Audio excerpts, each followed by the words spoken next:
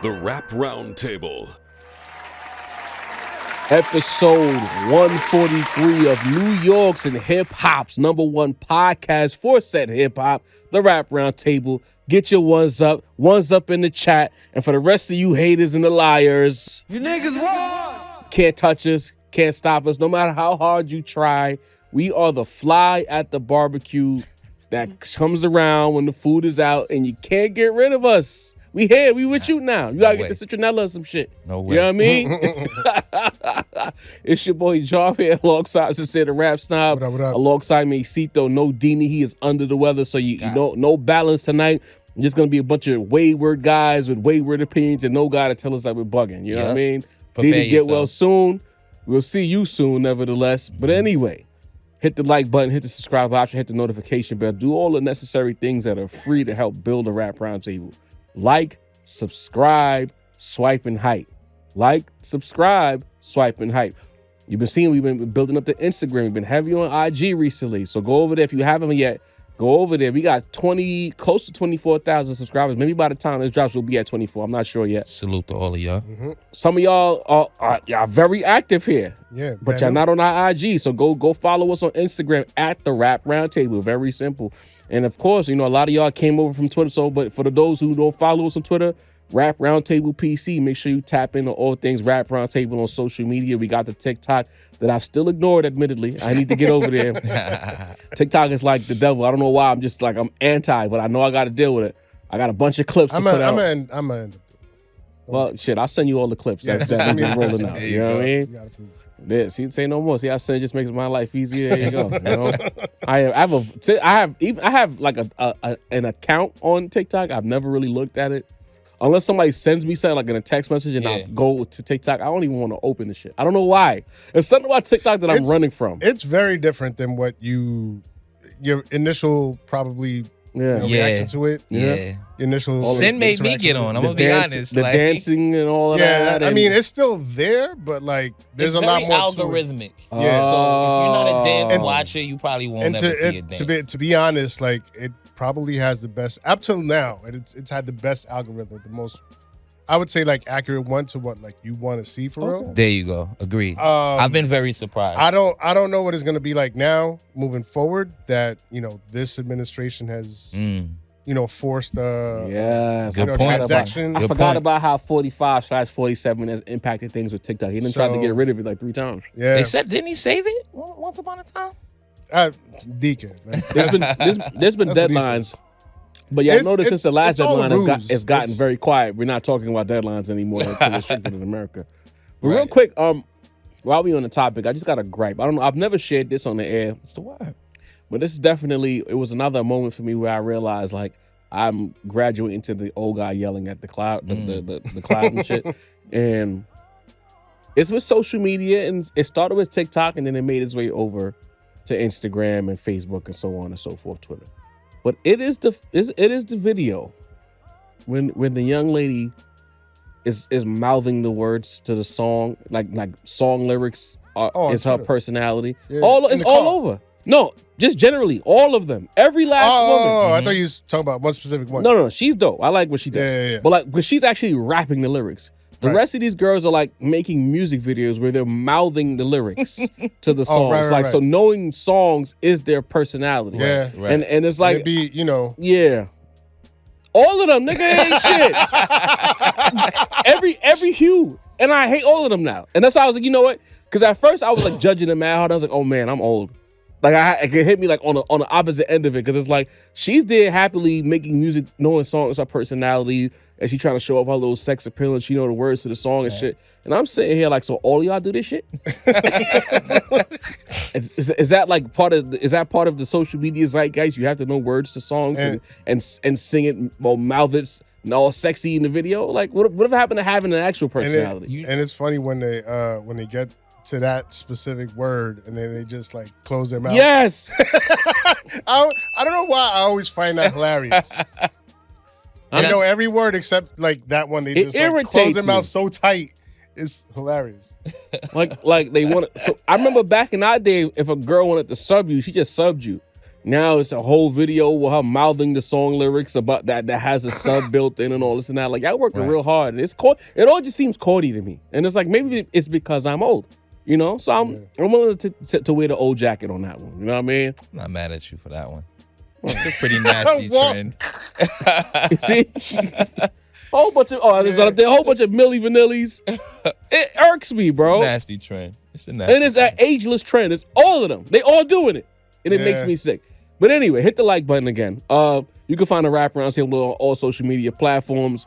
The beat you hear in the background is made by Sincere Beats. He makes beats. Super producer. And even without Deanie, we are tonight's entertainment. All right, so let's get into it. Shout out to everybody that's in the chat again. Hit the like button. Press play, hit like. Y'all know the rules. So, we established it. It's become part of our show. Whereas some people get right into the gossip and all the things of that nature. We're a music platform. Yes. I not to toot our own horn, but I like the fact that we've leaned heavily into the music while others are still hoping for rap beef. We just want some good music, and we don't want vanilla music. I'm sorry, But what are we listening to right now? Are we taking more scoops of vanilla, or have we moved on to other things? Yeah, there's only so much vanilla you can have. And look, to all the vanilla truthers out there, vanilla truthers, yo, like it's not, we don't want to say vanilla like is trash, or like it has its place. Right. It has its place. It right next to some good apple pie, especially if it's warm. Perfection. Could you imagine how good that project would have been if there was some warm apple pie or some cookies or brownie or something else there? Brownie. You had the good vanilla ice cream on top of the warm brownie. Don't that shit go crazy? Fire. Crazy. Now it goes to a whole new level. Yeah. But that's the thing though. The brownie with the vanilla ice cream, that's the features. That's the feature. That's why the feature runs hits. Because the brownie's gonna always outshine the vanilla ice cream. Huh? The brownie's gonna outshine the vanilla ice cream. I mean, yeah. But the vanilla ice cream is gonna always We're really talking shine about food, more. guys? I thought we were just making a white mother metaphor. No. No? Okay. We're leaving the mulattoes alone. All right. For now. Yeah, I forgot where I was going with this. I'm just saying, you add a little apple pie. Oh yeah, no, the vanilla ice cream is good. It has its place, but like a cinnamon roll. Having just vanilla ice cream nonstop for like 2 hours. Nah, 2 hours, bro. So an hour and 41 minutes of vanilla ice cream, too much? Yeah. Oh, shit. Bro, like, give me a chocolate chip, something, right? The raisin. I get some cookie dough. God damn. You know what I mean? A little chocolate swirl. Shit. They got those sprinkles in the cabinet or something, man. Like, not at all. Oh man. But anyway, what are we listening to right now, Sam? With me, might be surprised by this. Well, I don't know. I don't know about surprise. But as of the recording of this episode, we're recording on the Mase 30th anniversary. All Eyes on Me. Yes, sir. Talk about it. Yes, sir. The late great Tupac Shakur. And whenever these anniversaries come around, these major anniversaries, major impactful albums, like I always feel compelled to throw it on and play it. Facts. So, today I was spinning it heavily. You had a buffet instead of vanilla ice cream in that case. That's what I'm talking about. Nah, don't man. do that. I said you had a buffet. Vanilla ice cream? No, instead of. Oh, instead. Oh, okay. I was like, I would never disrespect Tupac. Like that. Are you kidding me? Yo, chill, John. As you doing too much, man. Nah, but like All Eyes on Me, man. That in that era, you put yourself back in it, and you can't help but like be like Biggie, Tupac, Biggie, like a tug of war, And the fact that they both dropped double albums like approximately within a year of each other, So like the conversation always ends up pitting those two against each other. And we're gonna talk about double albums later, so it's a little bit of foreshadowing too. But yeah, man, that All Eyes on Me is damn near perfect, man. For a double album, is phenomenal. Like, you just press play and it just takes you on this like sonic journey. And you work through the production, and it's just like every beat is just so perfectly mixed, so perfectly like in tune. You talking mixed so language. Perfectly like just pristine, you know? Shouts to Johnny J. In the pantheon of hip hop production, like Johnny J don't come up because it's always like teetering, like not quite right. That rugged hip hop. Right. You know? It's too shiny, it's too bouncy. But that Johnny J and Tupac tandem that's his something crazy. Mm-hmm. You know what I mean? Like Tupac heard something in Johnny J to bring him into hip hop, and that, that's a name that don't get mentioned often. Yeah, right? Tupac get a lot of praise, but it's rare that you this is the first time I've actually heard someone praise Johnny J. Yeah. Johnny J needs the flowers, man. Johnny J is on fire. on that album. And of course, from the Dog Pound, Daz, his production also doesn't get enough credit as a producer. Daz is probably the MVP producer on there, to be but honest. Tupac, to hear that he built this album in like 2 weeks. Yeah. Ridiculous, man. So, flowers to everybody involved. Tupac, Dre, Johnny J, Daz, Dog Pound, No Limit, all of that. And happy 30th anniversary to All Eyes on Me. As a double album, if it gets better, it's gonna be Life After Death, but like that's it. That's the only other one in the conversation, honestly. Interesting. So yeah, I've been bumping that today. And other than that, if you follow me on Twitter, you'll know that I'm doing another month-long series, which I tend to do on Twitter just to celebrate some shit, remind people of some shit.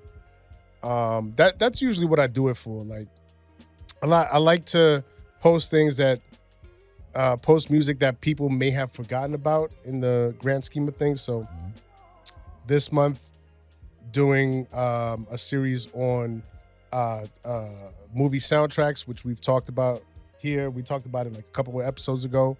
The era that the hip hop movie soundtrack. So I've been listening to a lot of that, a lot of movie soundtrack, a lot of Above the Rim, Juice soundtrack, Belly soundtrack, Boomerang soundtrack, Sunset Park sound. Like, it's just so many just classic, impactful soundtracks that were so important to so many hip hop careers early on. The first time we got a Biggie single was on a hip hop soundtrack. The first time we got a Nas single, technically, was on a hip hop soundtrack. Right. Well, it wasn't as hip hop, but it was the Zebrahead soundtrack. Yeah. Halftime was on the Zebrahead soundtrack. So that's the first time we got a Nas single. It's just so many like introductions or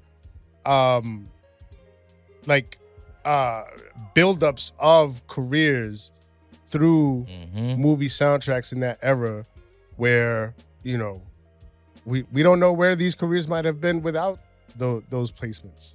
So those are important times, important eras, important times in the culture, and they should be celebrated, and we shouldn't forget them. So that's what I'm doing right now, is going through that whole era of movie soundtracks and celebrating it, because it's important. Nah, for sure. And one thing I like about Sin's Twitter page, it could just be dead, like it'll be no motion. And as soon as he start those month-long series, everybody flock to his page. Yeah, and man. Posts don't miss. Every series he's done, by like day 2 or day 3 of that series, the numbers are up on them joints. Super What I mean? They you need to like really trademark that and really, you know what I mean? Make sure that nobody try to bite the steez, because we a feeder system here at the Rap Roundtable. They always biting the fucking steez and shit. Big Walt, Sir. I still have to get to this show. I haven't gotten to that. Solo the Hole 2, New Jersey Drive. New Jersey Drive is a good one. And Above the Rim, like very, well placed in the center, because that. Man, listen. That goddamn soundtrack. And look at all these That's movies. a death row classic right Afro there. Puffs, Regulate. Come on. Regulate, man. You know what I mean? Dog Pound joints. Where's the culture at as far as this goes? Where we had real on-screen representation through the movies. These are our movies. Right. Then the soundtracks were also ours. Where is that in 2020? It don't exist. Where's the black culture film or TV at in 2026? Like we had a good run. Don't get me wrong. Again, shout out to Issa Rae, like because Insecure has some really strong underrated soundtracks, and it was a cultural show. Snowfall had a great run. What's up, Sam? No, I said very much. You know what I mean? Issa Rae. She like Snowfall had a good run. I'm looking around right now, and it's like I don't see it. Like I'm catching up on Industry. Shout out to everybody who watch Industry. If you don't watch Industry, you need to get up on that. Shit's fire. Send if you don't watch it, but I ain't telling you shit because you ain't gonna watch it anyway. I've ever telling him to watch Gomorrah for like since the pandemic. He ain't watched it yet, and it's great TV. Like when I say great TV.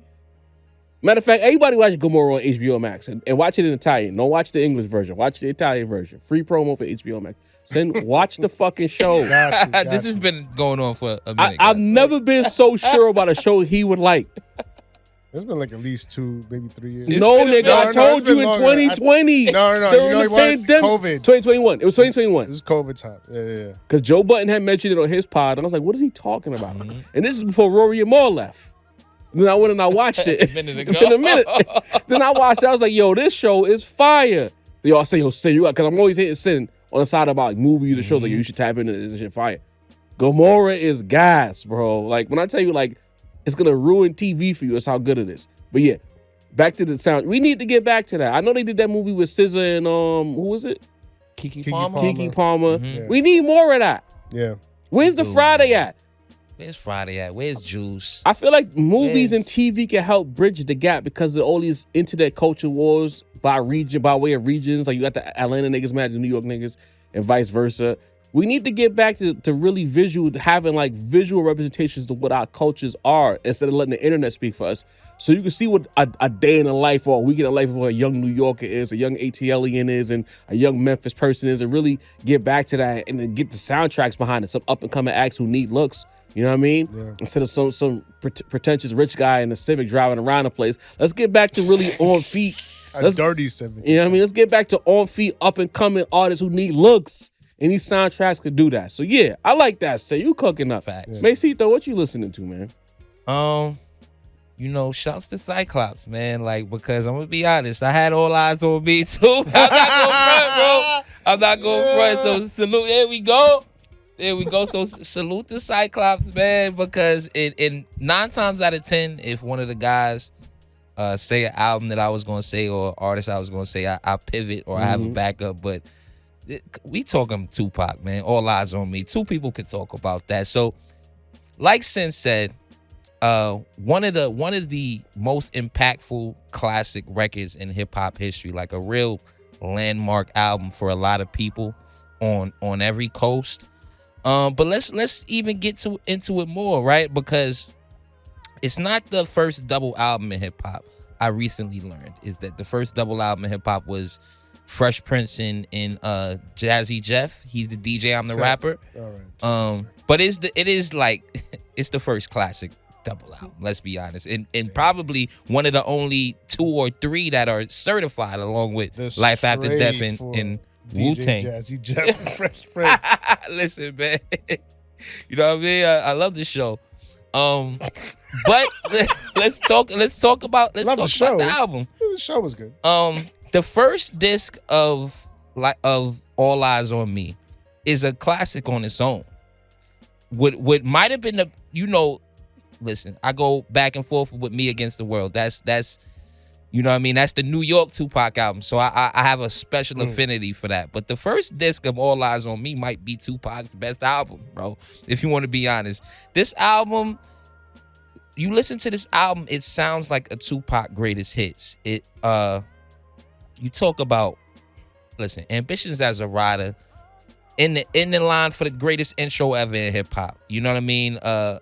Hearts of Men might be DJ Quick's best beat ever. California Love, come on. Like now on that, fun fact, on the album, it's not actually the famous version of California Love. It's not, which is the remix. That's the one with the Mad Max video and everything. Yeah. On the album is actually the original version, which goes, it's actually more, it sounds more in line with the rest of the album.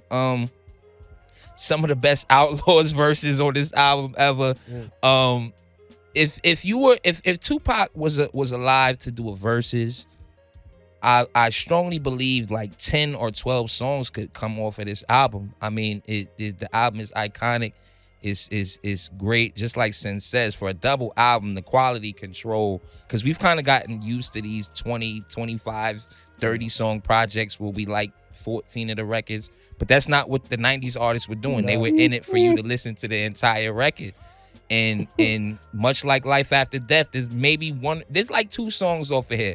You know, the one with the Prince feature, What's Your Phone Number? I really wish that wasn't on this album. I feel like that was, you know what I mean? There was a little quality control for that. That had to be a Suge decision. But other than that, like, decision is jokes. Other than that, Prince, nigga. Listen, other than that, this album is 5 and 4 mic material, every single song. I Ain't Mad at You. The third verse on I Ain't Mad at You, for me, is a top 4 Tupac verse ever. There's this first troublesome verse. There's the first verse on Pain.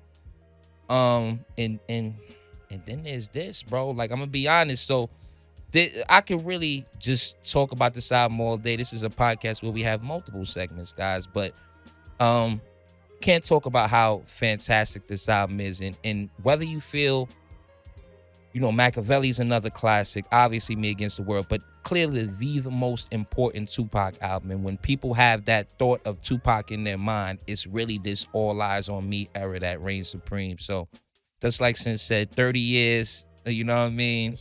Classic, 96, the best year in hip hop. And salute the Pac, man. Salute the Pac. Super classic. Only God can judge me. Only God can judge me. Picture me rolling. Picture me rolling. Come Rather on, be in dog. that GGA. Come on, man. This is unfortunate because He rocks. Can't see me like, oh. This segment has become a Tupac segment. now I gotta talk, and it's like I can't follow that. You know what I mean? I almost want to skip my turn because it's like y'all done cooked on that. You know. And listen, just to be clear, Mase is the Tupac guy. Right. 100%. Right. I'm not a Tupac guy, but I'm not a Tupac guy.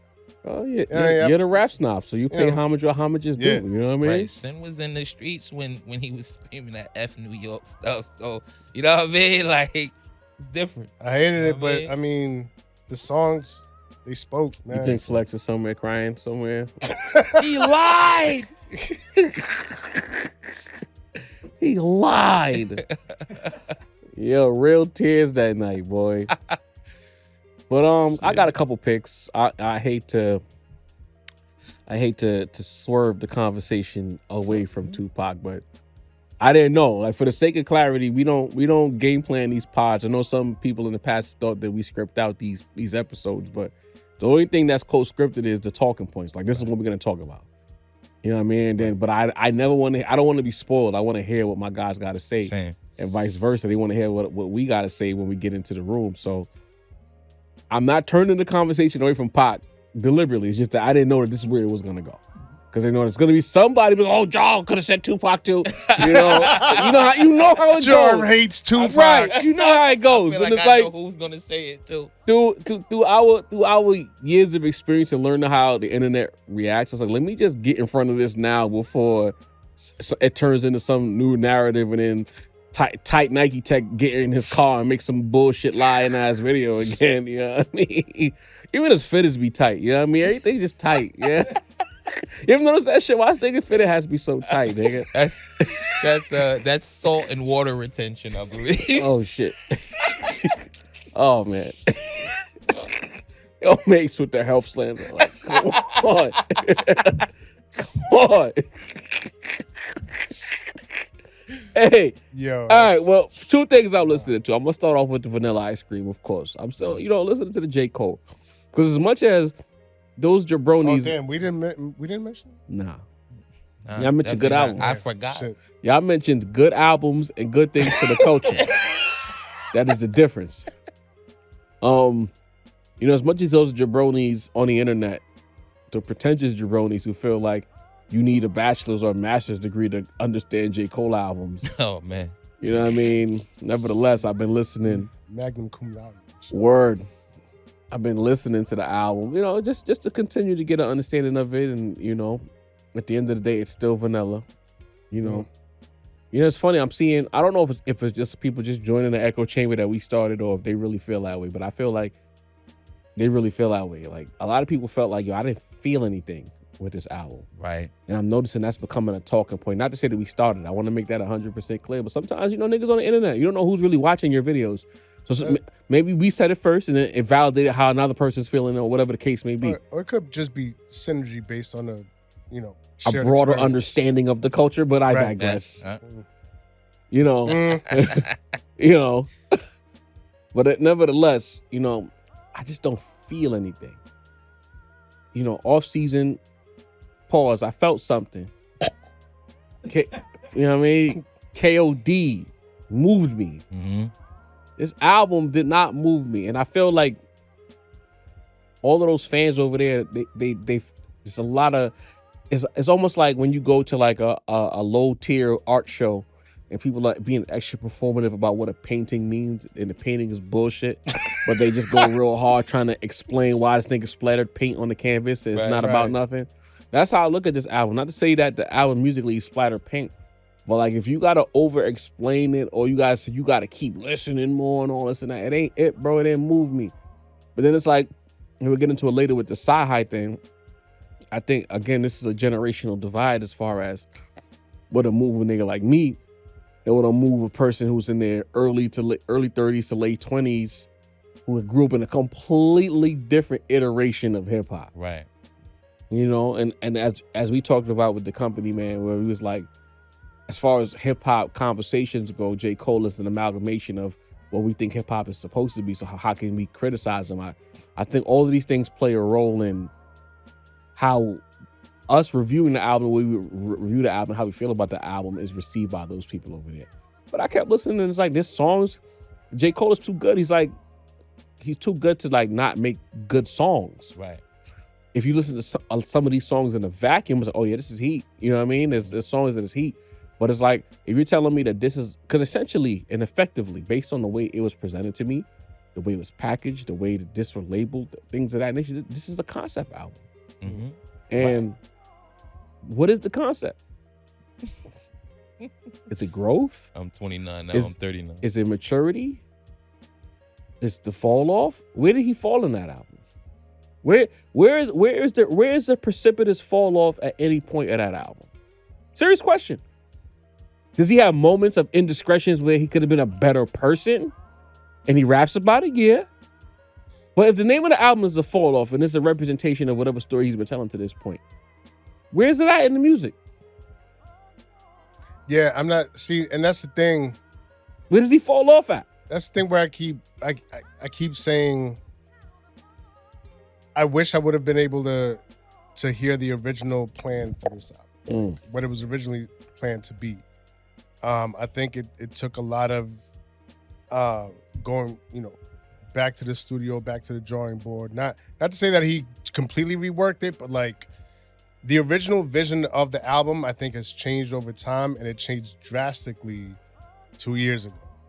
And so when, people were getting mad at me for saying that, oh, now he's making it a double album. Like, why is he doing that? He should have just stuck to his original plan. And people were like, that's such a terrible thing to get more great music. Well, I mean, if you thought it was great, kudos to you. But like that second disc to me didn't sound like it needed to happen.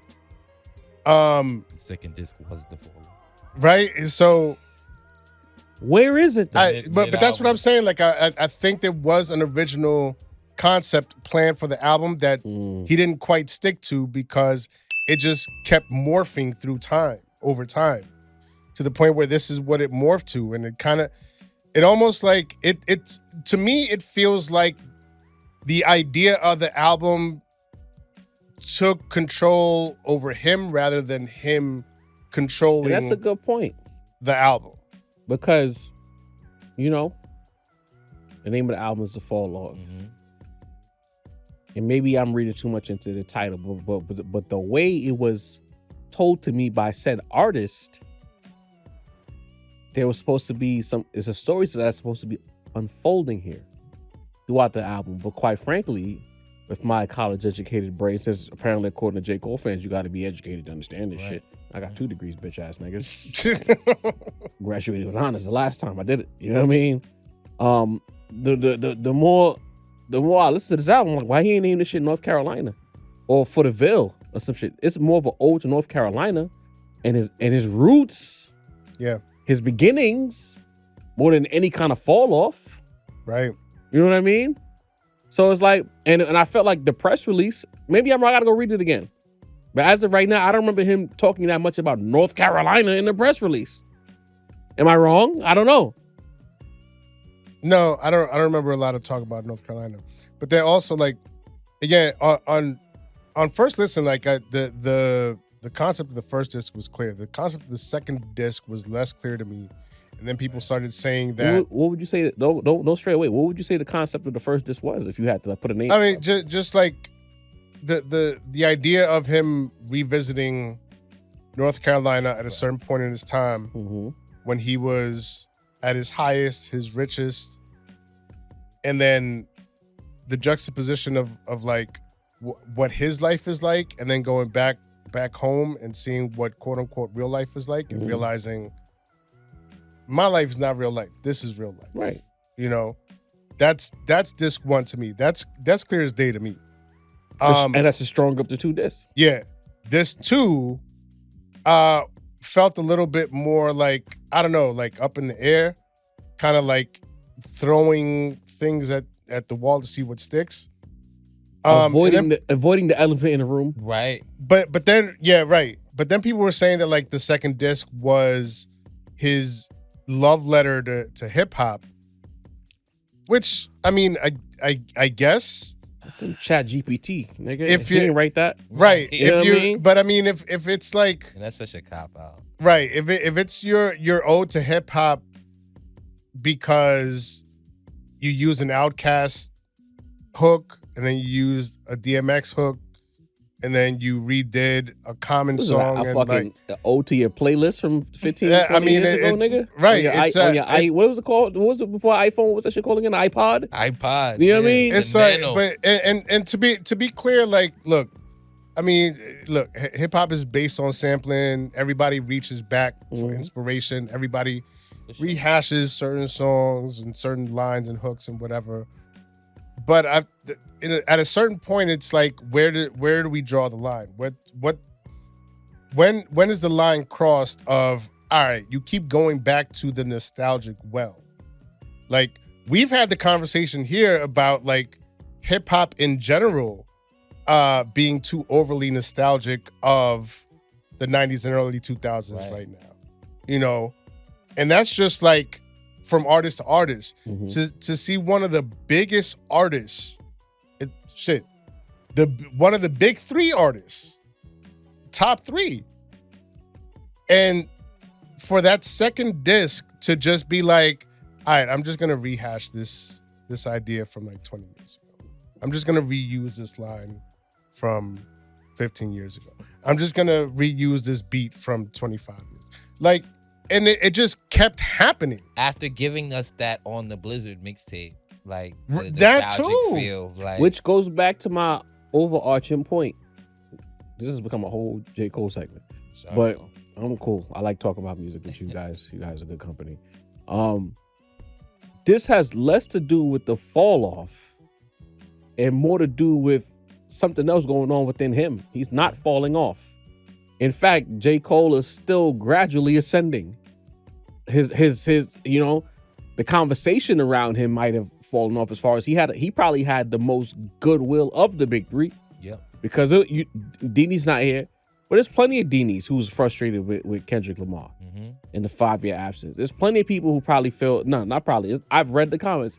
There's plenty of people who feel like Kendrick Lamar is overrated and he gets overstated as far as what his impact is within rap. This is not my opinion. I'm just telling you what I've seen before you curse me out, Sam. Fools. You know what I mean? Of course, we know what Drake hasn't had goodwill since the Pusha T battle, I would say. Once it started to fade with the Meek shit, with the whole ghostwriting thing, but once the Pusha T thing happened, that was the beginning. That was like the genesis of the Club Paradise era we're in now, where it's like us versus them energy with the Drake fans. Cole had the most goodwill. You know what I mean? And he lost that to a certain degree with what transpired, the thing that fed the algorithm, right? Oh. So when I look at it, it's like, you're very nostalgic. If anything, there's a phrase for it, where it's like he should have named the album Midlife Crisis. Because he's not, no, hear me out. No. Oh, chill. Well, right. Yeah. No, I see what you're saying. Because it's like, it's not slander. It's not slander at all. Because he's doing a lot of looking backwards. Mm-hmm. And I could say, as a 41-year-old man, plenty of times now I think about when I was 25 and 26 and 27 very fondly. Like I had my first whip before I got the car I fell in love with. My very first car, that was the hoopty and shit. And I think about like living carefree. Shit didn't really matter. It was like you just wake up and you Was it a dirty Civic? Huh? Was it a dirty Civic? Civic? It was all of them. It's up the block. You know what I mean? All of them Civic is all of them and Civics are like cousins. You know what I mean? Yeah. It was dirty though. You wasn't selling Chill's CDs out the trunk? I was trying to. You know what I mean? I ain't gonna lie. I was trying to. And I felt like as a man in Cole, since he's basically my age, because Deanie's not here, he's in that spot now where shit is getting real. You get older, and it's like once you cross that 39-ish threshold into 40, shit really you start really looking at life more reflectively than proactively. And I felt like that's not falling off. That's a midlife crisis. Or that's the early stages of a midlife crisis where you trying to still feel the things you felt 15, 20 years ago. You know? You going back to all the Clue tapes, that nostalgic feel, the samples, revisiting your youth in North Carolina. All of these things are not fall-offs. They're midlife crises, or you yearn. There's something missing that you're yearning. Mm-hmm. I ain't trying to fucking psychoanalyze a nigga, but I'm just telling you, as a nigga in a similar position, I think about that because sometimes you know what it is. No funny shit, Mace, and just use a sports reference because that's what we do here. I cringe now when I hear about certain sports events. Like they talked about the 2001 All-Star game earlier this week. And it was like the 01 was 25 years ago. That hurt me, bro. 25 years ago? Yeah. What? Like that shit hurt, bro. Because realistically, it doesn't hit me how much time has actually passed. Yeah. Because it still feels like yesterday for me. You know what I mean? Happened to me with Kobe 81, 20 years. Bro, it hurt me, bro. It's like, what the fuck have I done the last 25 years? It don't feel like 25 years. And I'm getting a lot of that from J. Cole. So it's like, you know, when I say I don't feel it, it's like, I understand what I'm listening to, but you're not doing it. Whatever message you're trying to convey, I get it, but it's like, it's flat, bro. Mm-hmm. It's like, really, if you're going to make a nostalgic album, again, if you would have told me that this album is about you looking back, I would have got it right away. Mm-hmm. But you gave me the press release, then you gave me the music, you gave me the mixtape before the music, and it's like, brother, where you at for real? Where you at for real? And also, if I could chime in again. Yeah. He ain't want to yap, Walt, you heard? Told you. Don't say, let that drink get to working. He gonna be back. Okay, so full transparency, you know, shouts to Deanie, he's out sick right now. Like, I've been sick for like the past week, right? Hence the scarf, you know, just, you know. So I haven't revisited the album since the first listen, right? I do plan on going back to it.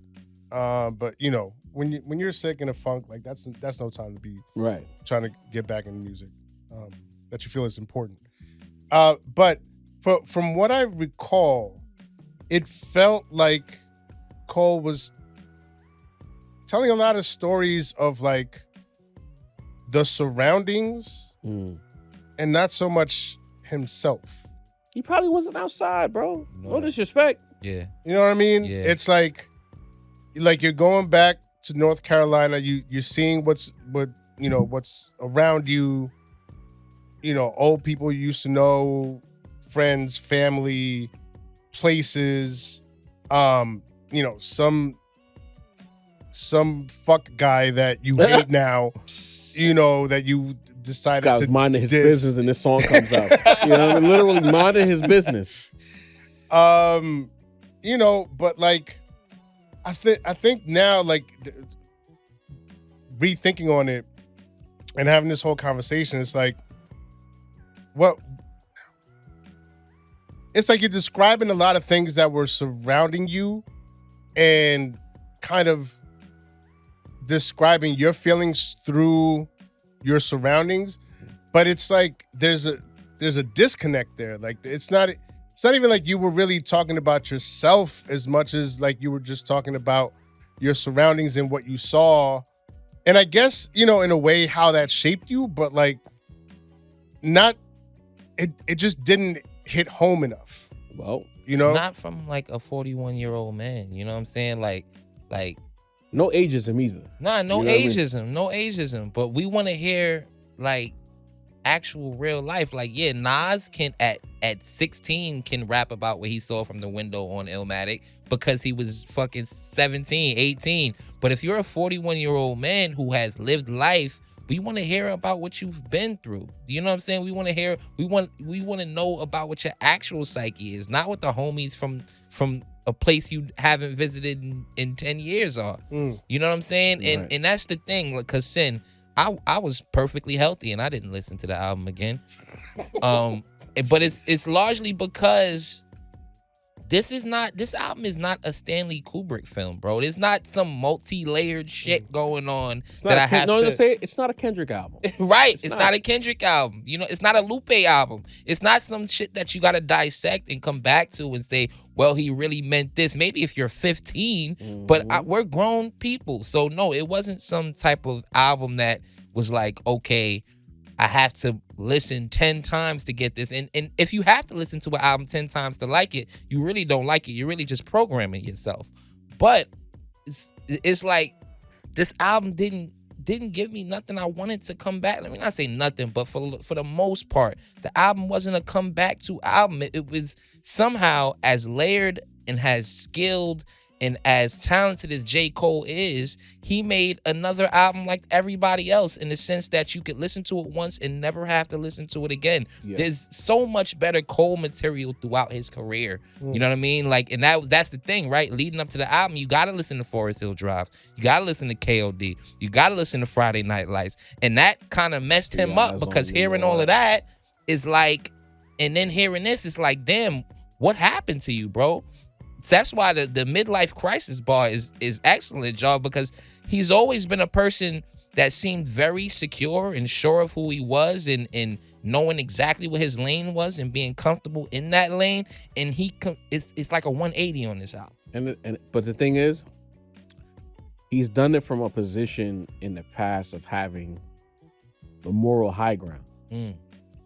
You think about a lot of his situations, he's always felt like he had the moral high ground in everything he rapped about. All the beefs he ran into, whether it was the Little Pumps or the No Names or the Kanyes and Wale's, he's always rapped from a position of having the high ground. As he approached this album, especially over the last 2 years, he didn't have the moral high ground anymore. His character came into question. And that's the thing, is like, you had a moment where you finally didn't have the goodwill.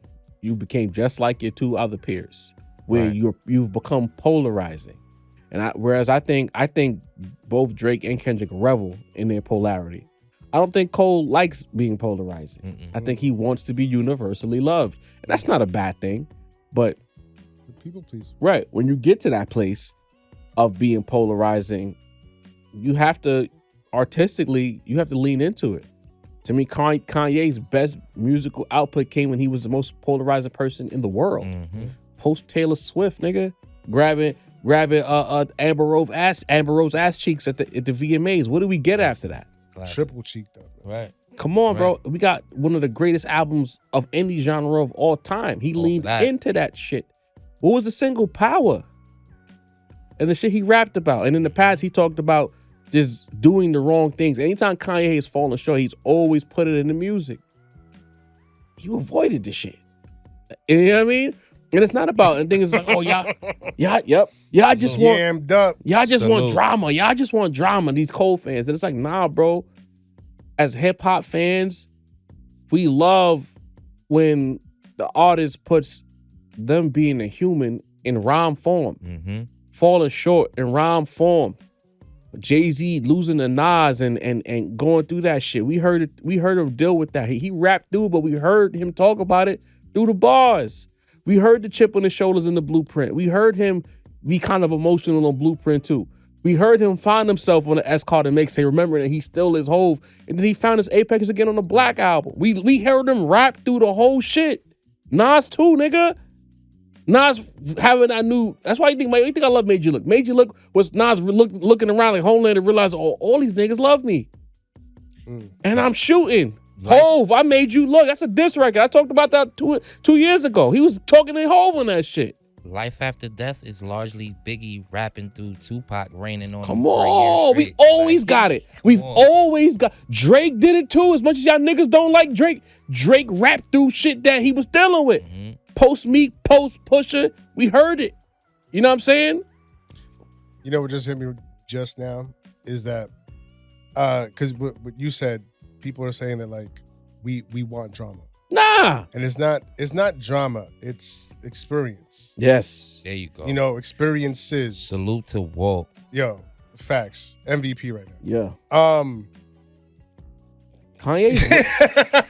Kanye's Rogues Gallery Salute. all timer. Salute. But look, it's dawning on me now that like a lot of the music on this album in general just feels like a story of avoidance, of avoiding situations, avoiding danger, avoiding pitfalls, Avoiding accountability. avoiding accountability up to this point, you know, and that, I mean, that's the thing. Like, people want us to forget, you know, about him avoiding the situation and backing out of a situation that he put himself in 2 years ago, only to come back and drop an album about just leading such a basic, safe life where he just avoided all types of trouble, avoided all types of like, you know, possible calamities, you know, it's like, that's great for you, bro. Like that, I love the fact that you've had a safe life and you had a peaceful life. We all strive for that, you know, but like, that's not interesting. That doesn't make for an interesting story. You know, so you telling all of these stories about like how other people were doing shit and getting caught up. What were you and how you somehow avoided all of that. That's wonderful for you, bro. It does not make for interesting music. And you know what? You know, I think also too our perspective is skewed from the 20-somethings and the early 30s who really haven't. They're very loud about hip hop, but they've not really done the knowledge. And most young people don't do the knowledge. They listen to what's right now. I agree. I was guilty of that. Like I wasn't listening to 80s rap when I was young. I'll be honest with you. I didn't appreciate the forefathers until I got older and I got a little more patient, a little more understanding of the process. But in real time, especially in my early to mid 20s, I was listening to right now. I was what was in front of me was what I was focused on.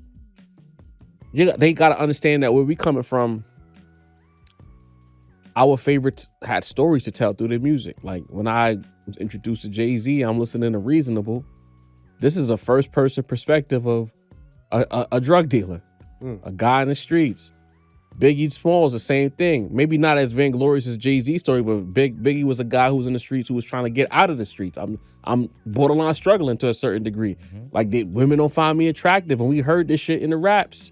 Tupac was telling so much stories about himself. Tupac was a walking fucking dichotomy of a man. Because he had two clear, not even to be on no funny Gemini shit, I'm gonna say, but there was clearly two different sides of Tupac. There was a crash out dude who wanted to be in the streets. Then there was the activist dude raised by his mom who wanted all women to be safe and protected and happy. Like he wanted to be pro-black and street nigga at the same time. Snoop Dogg early on, gangsta Crip from the LBC.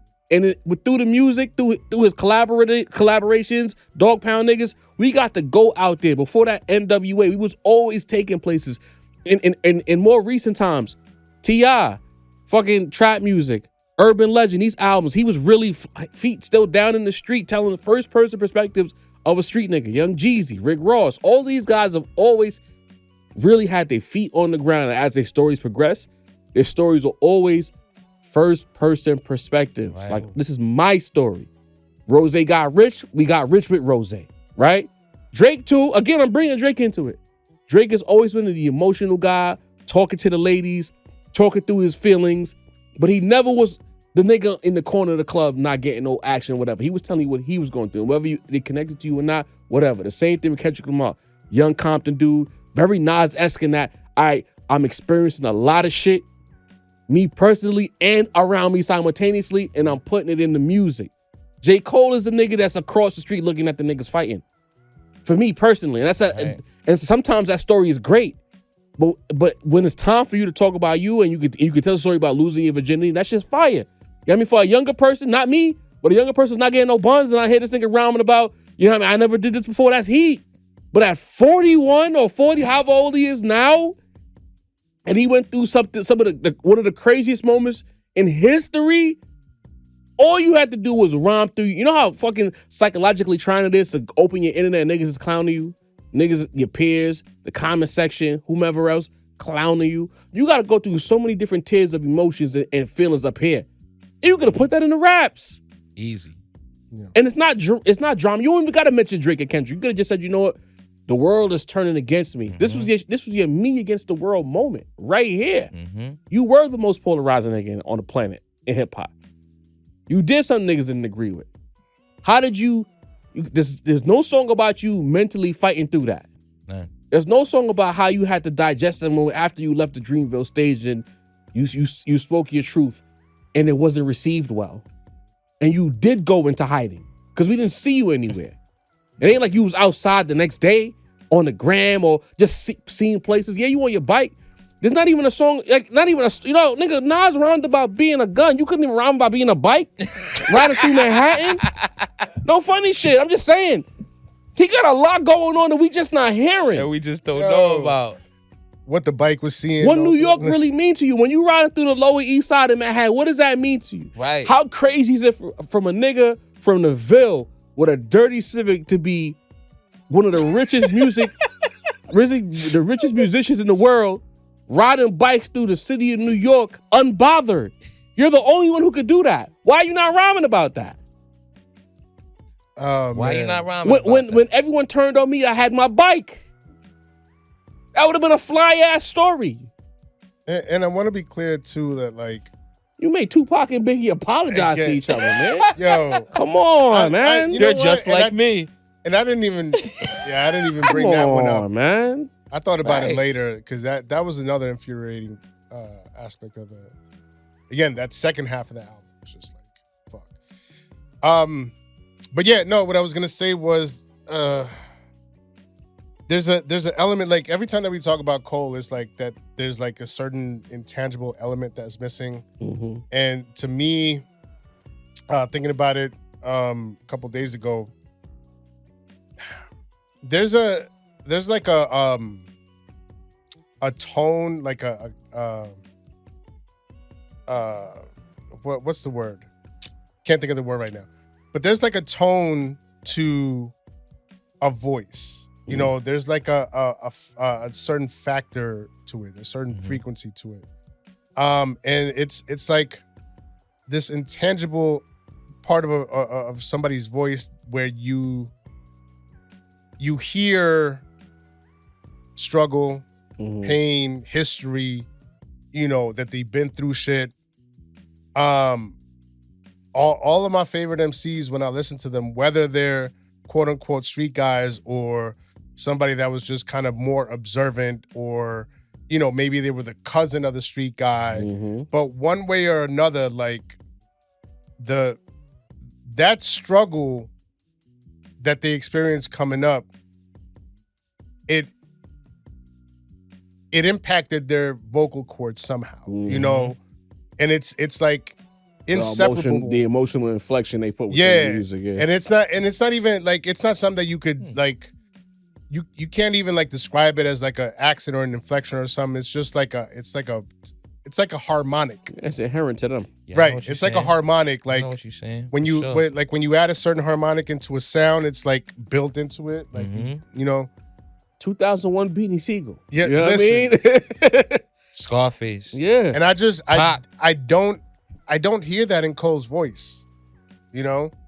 Like I you know, again, technically sound can put words together like the best of them, has the cadence down, has, you know, songwriting down. Right, his technique is you know, as technique best as is, it's ever been. You know, just the technique. But that intangible, that harmonic to the voice, where like, oh, this motherfucker really been through some shit. You know, like when you listen to somebody that, you know, not, this is a wild comparison, but like the first thing that came to my mind, when you hear a voice like Billie Holiday's, not the most classically trained singer, not somebody that you would put up against like a Whitney Houston. Right. But that character to her voice, where you're like, God damn, like she just pouring through the mic, like you feel her soul through that harmonic of her voice, you know? And I listen to J. Cole Amy and I'm Winehouse, like, bro, shit. He's Mary J, you know? Amy Winehouse for sure. But, you know, I listen to Cole and, you know, I don't hear Nas, I don't hear Jay-Z, I don't hear DMX, I don't hear Pac, I don't hear Kendrick, I don't hear... Even like a song like Reincarnated, like it's impossible to not feel that song. You know what I mean? And when you know how to translate that type of feeling, you know how to translate that type of feeling. Eminem has a song about getting beat up by his bully. That's a classic song. Kanye has a song about getting fired from the Gap that you can feel his pain on. Spaceship I'm talking about. Right. You know what I mean? Like it don't even have to be no street type of business, but when you know how to translate your pain, you know what I mean, across, like you know how to do it no matter what story you telling. You know what I mean? Like it's like you say, Cole sound like a nigga who never really been through nothing, bro. Like, and I'm not saying that's the benchmark for, you know what I mean, good music, but you are giving us soliloquies along with your music. You know what I mean? You're staring down on your album cover. You're moving like a person who's been affected by something. Put it like this. The Let Out. T.I. would make a song like that, and he would talk about his niggas brawling it out. They would be the niggas fighting in the Let Out. Like, he was popping bottles at the club, some hating niggas from Zone 6 or some other random ass part of Georgia that Atlanta they don't get along with, and they will be scrapping outside the club at the end of the song. That's what he was doing at that point in time in his life. And there would be no exposition at the end of it explaining what happened. That it would just be in the raps. Whereas J. Cole is telling you what could happen in the club, not him per se, but what might happen after you leave the club, and make sure you survive it. And if you didn't get what I was rapping about, here's the exposition about the song I just rapped it about. You know what I mean? And that is the disconnect. Yeah. You know what I mean? And it's like, I guess you don't, sometimes we're irresponsible and not being not doing proper expositioning, I guess, when we give our opinions.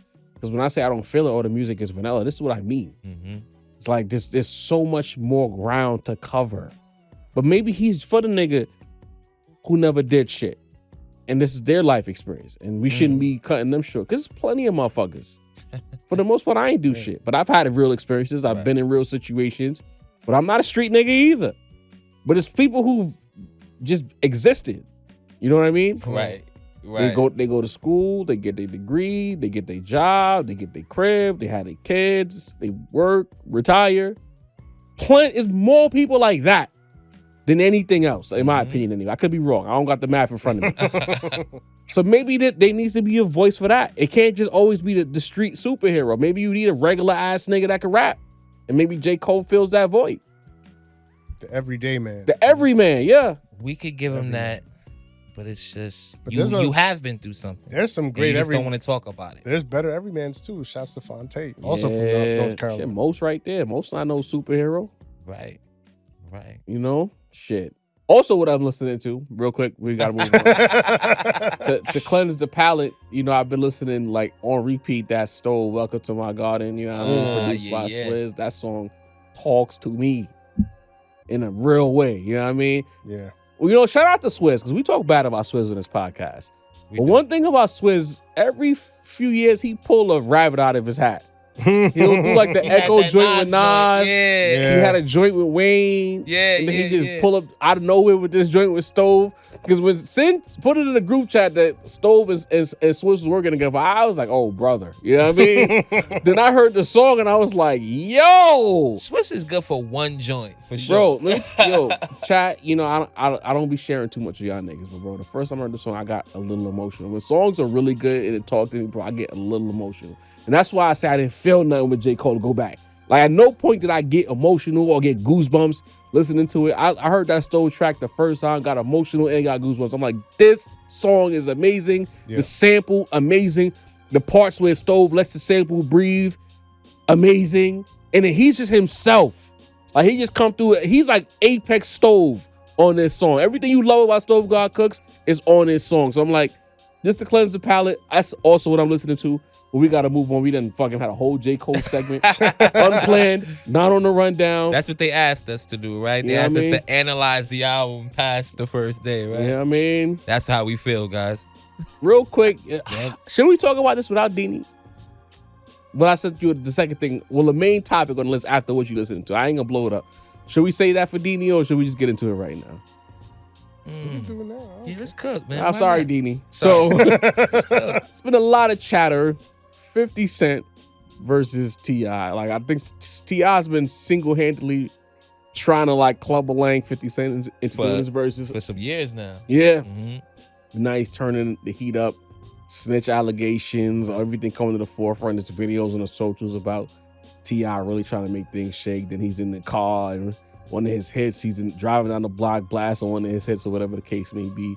And it was like, someone said, what's T.I. gonna do what is 50 gonna do if T.I. plays this and then Wayne comes out? Shit like that. So my question for the chat, and of course for my guys here at the Rap Round Table, in a versus arena, who would you take? 50 Cent or T.I.P., the king of the South? Masito, I'm coming to you first.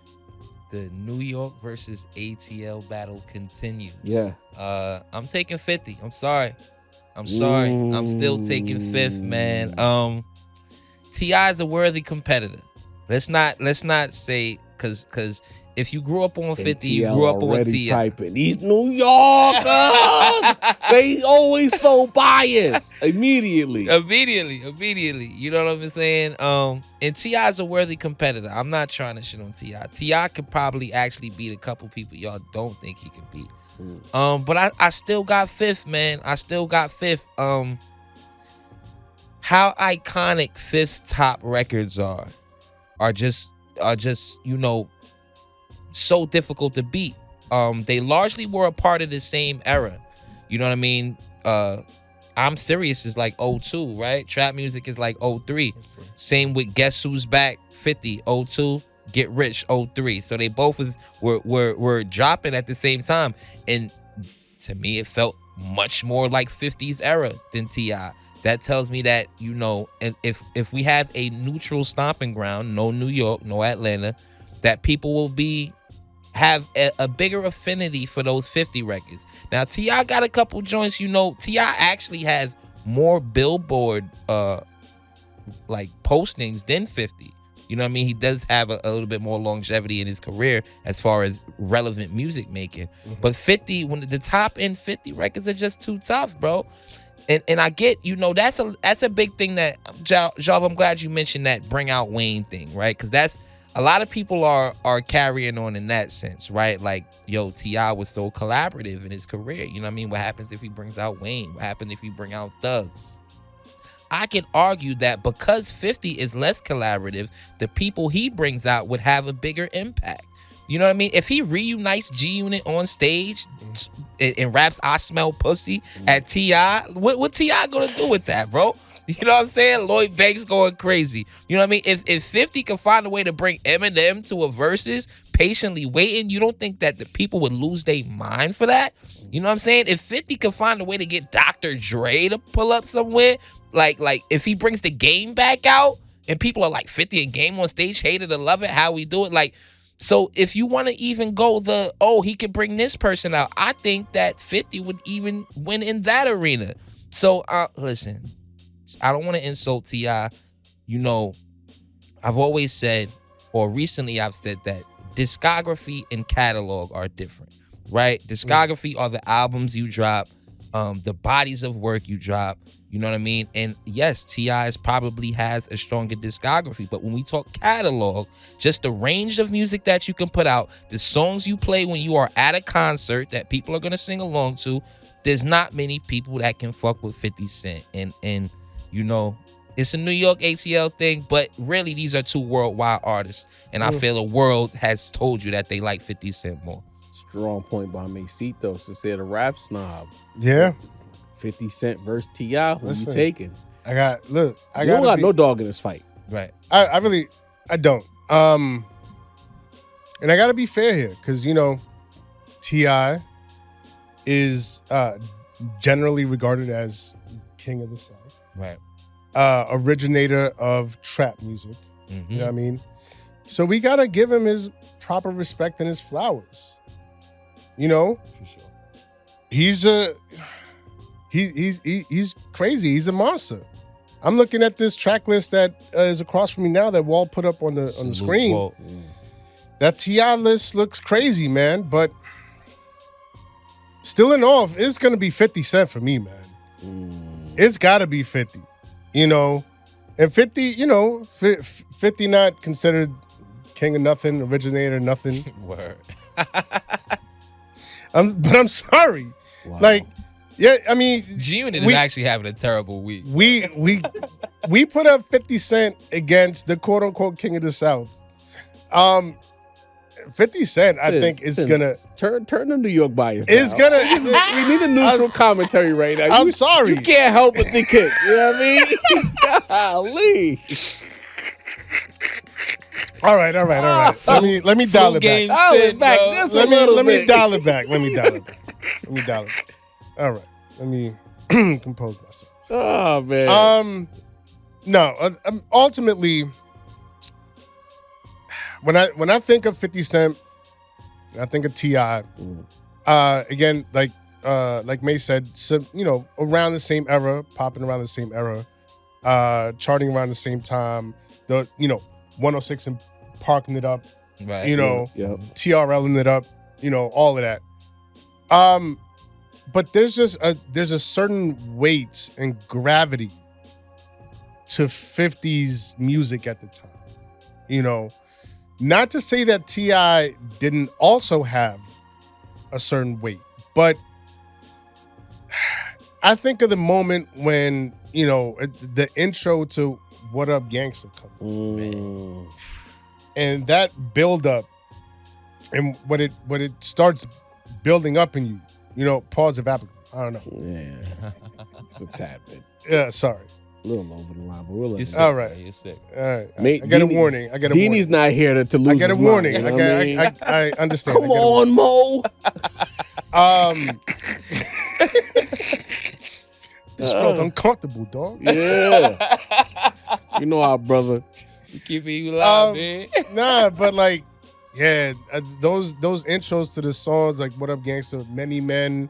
Soon as Come that on, comes man. on, like, you know, and we got the joints that were for the women, you know, 21 Questions, PIMP, but then we also got Wanksta.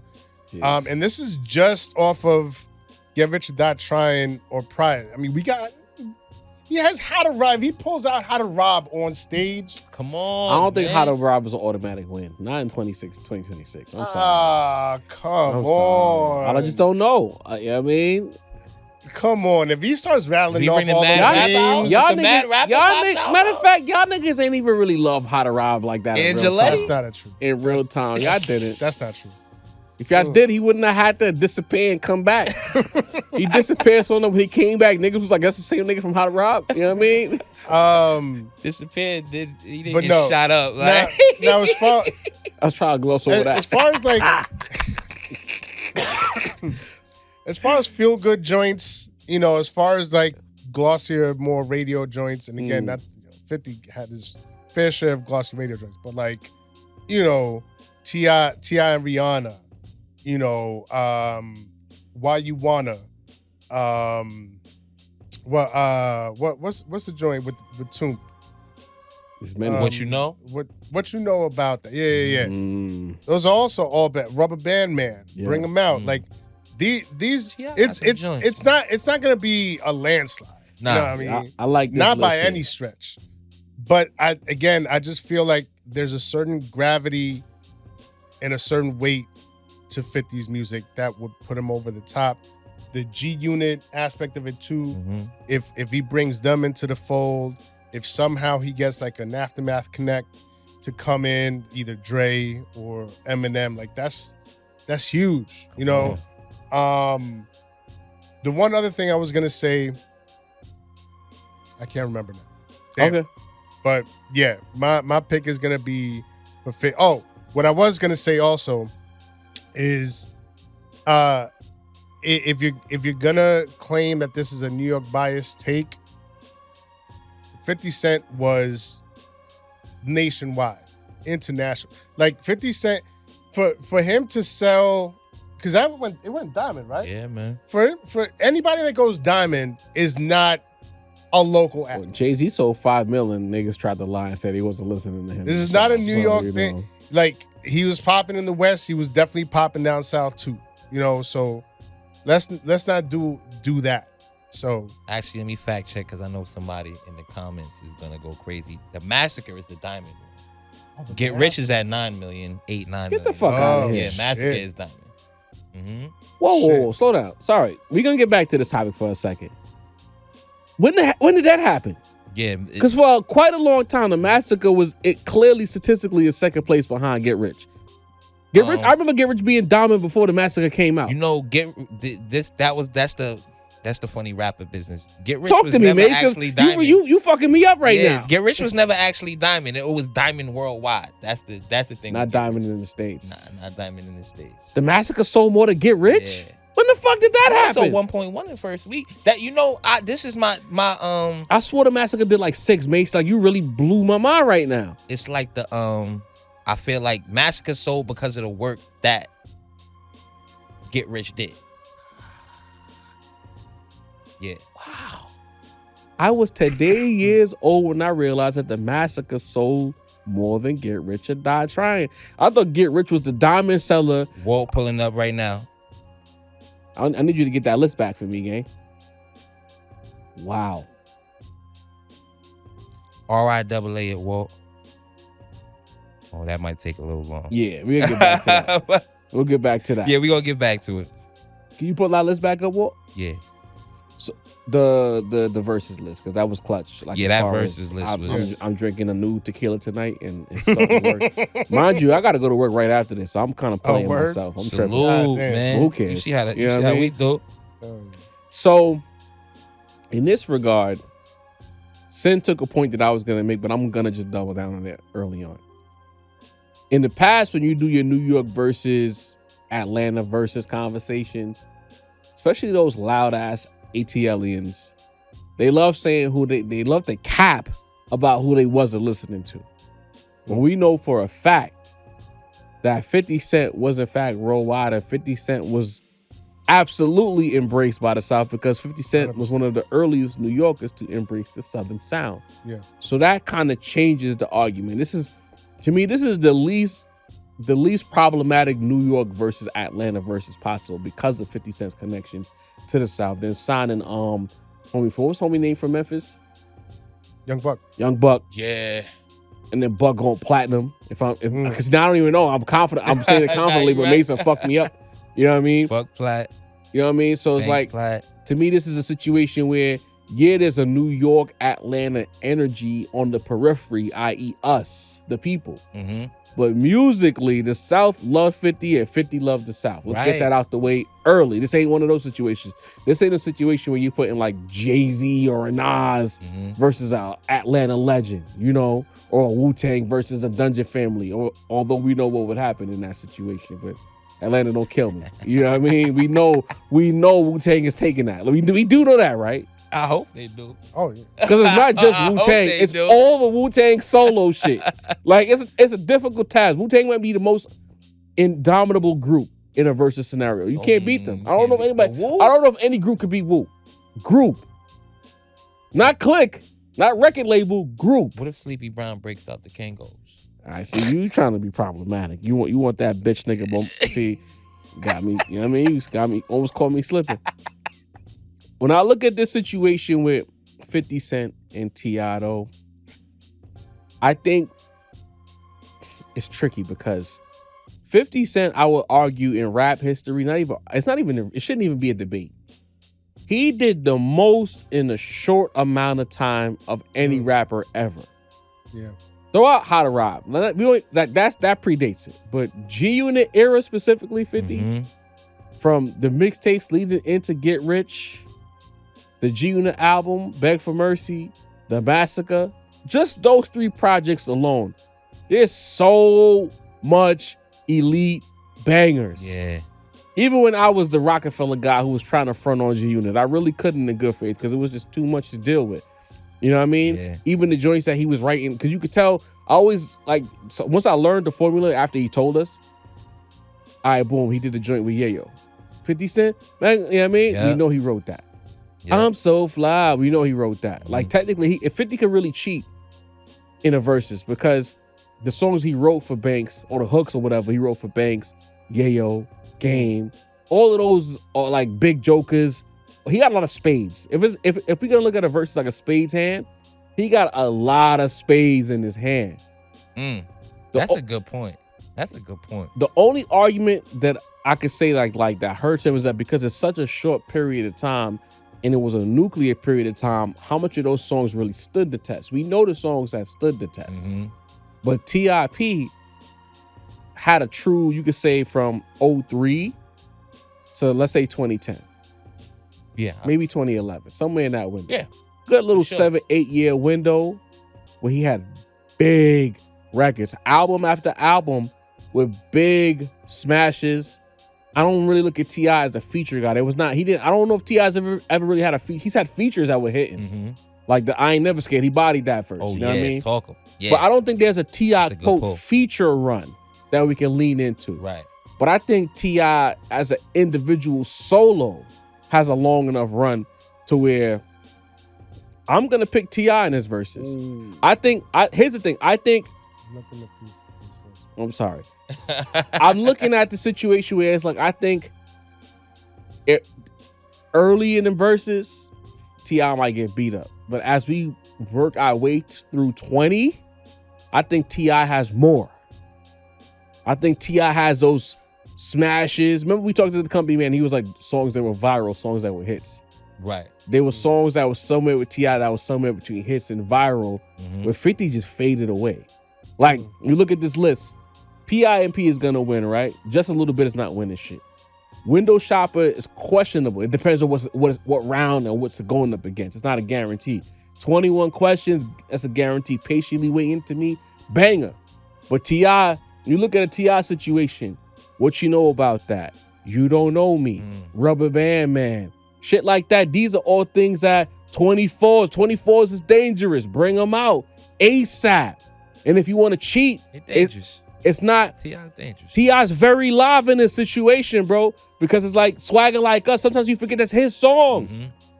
You know what I mean? So it's like you look at these situations where it's like, and if he wants to cheat, And you got the joint with Justin. yeah, they both got Justin Timberlake records. I mean, but nobody cares about 50. You got the Rihanna. You don't like AO Technology? You got the Rihanna record. And if he wants to cheat, you do ASAP. You bring out Jeezy for Stay Strapped. That's a moment. You know what I mean?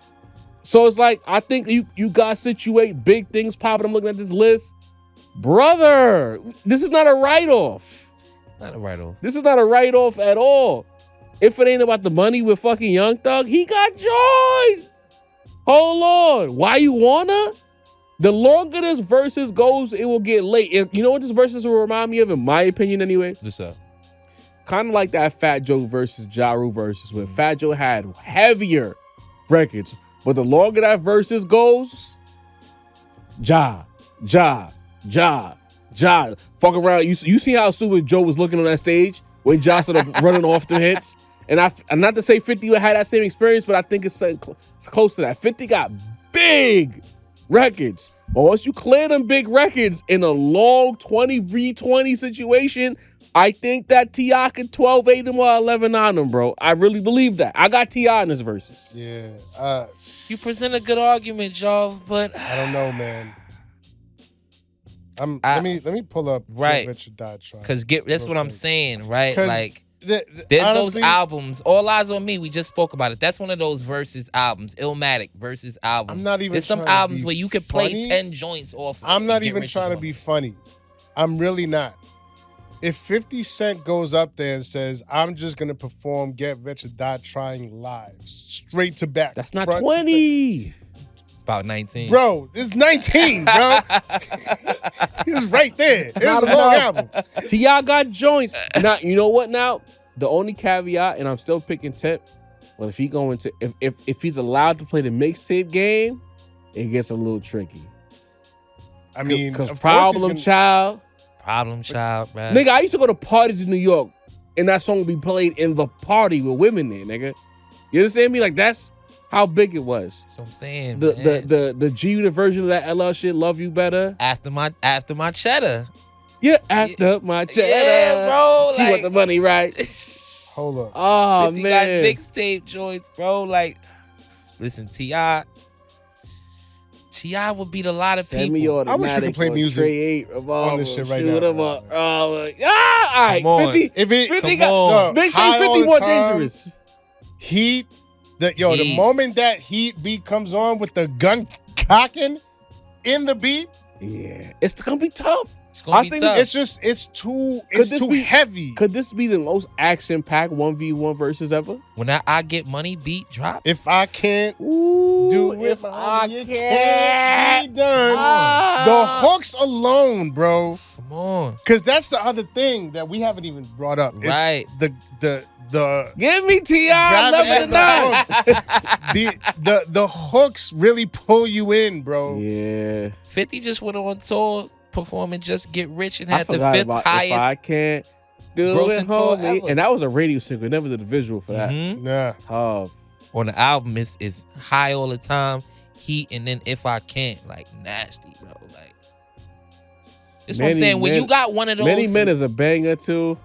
Blood in my eyes, dog, and I can't see. T.I. It's gonna be a scrap.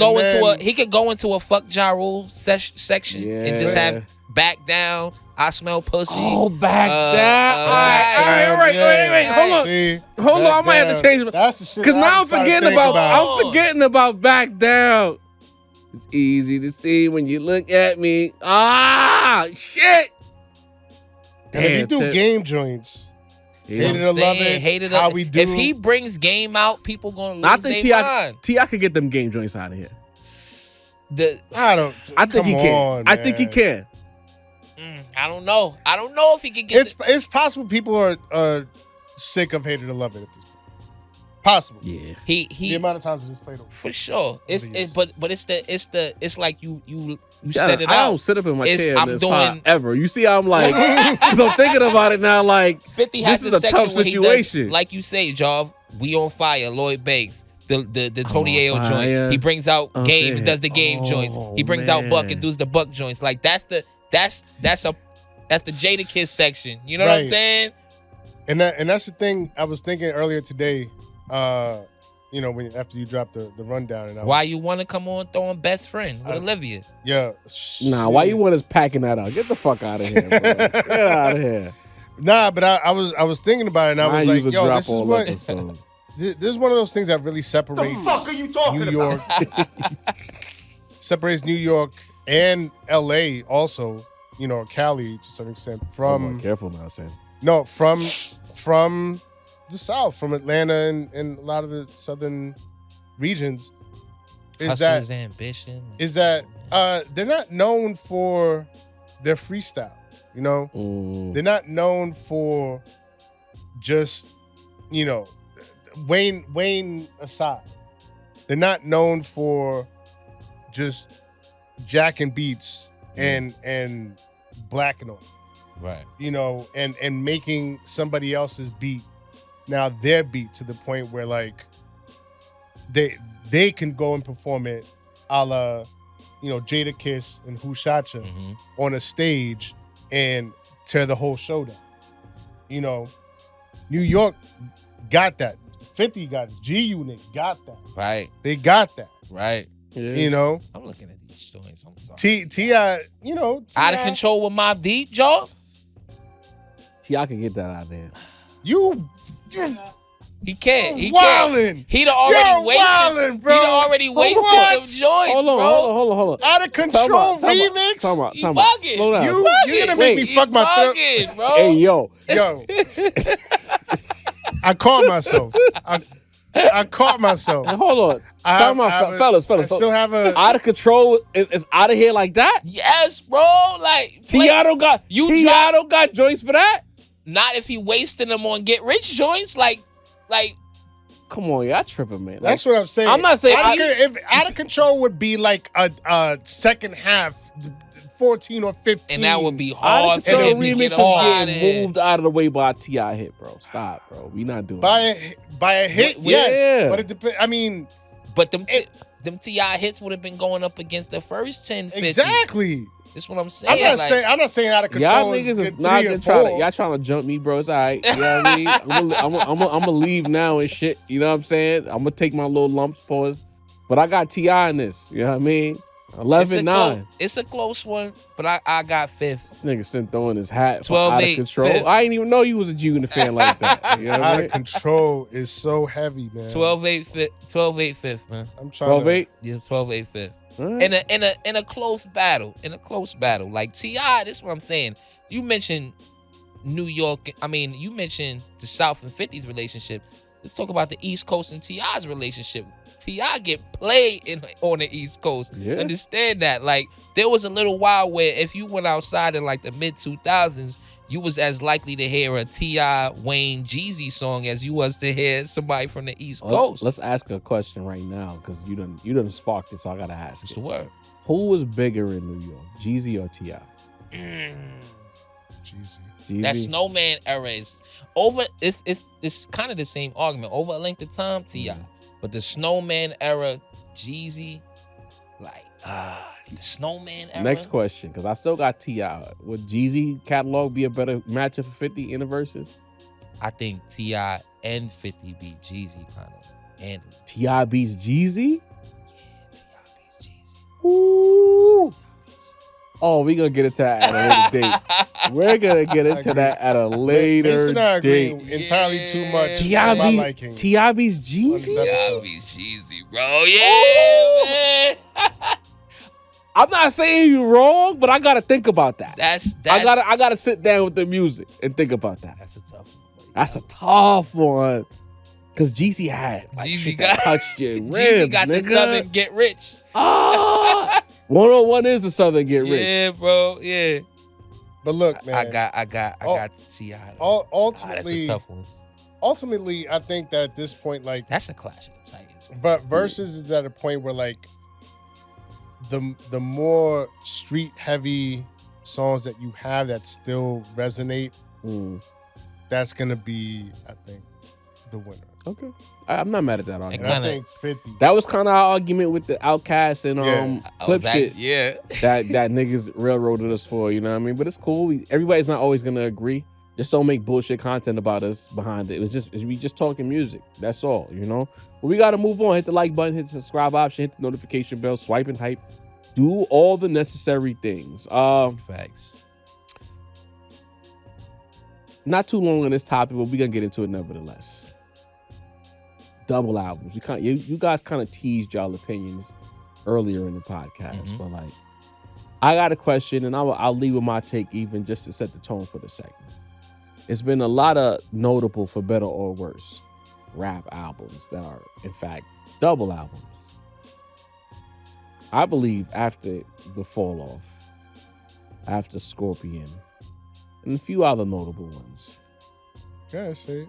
I think it's time to just get rid of double albums in rap. It's time. There's another album you wanted to say. Go ahead, say it.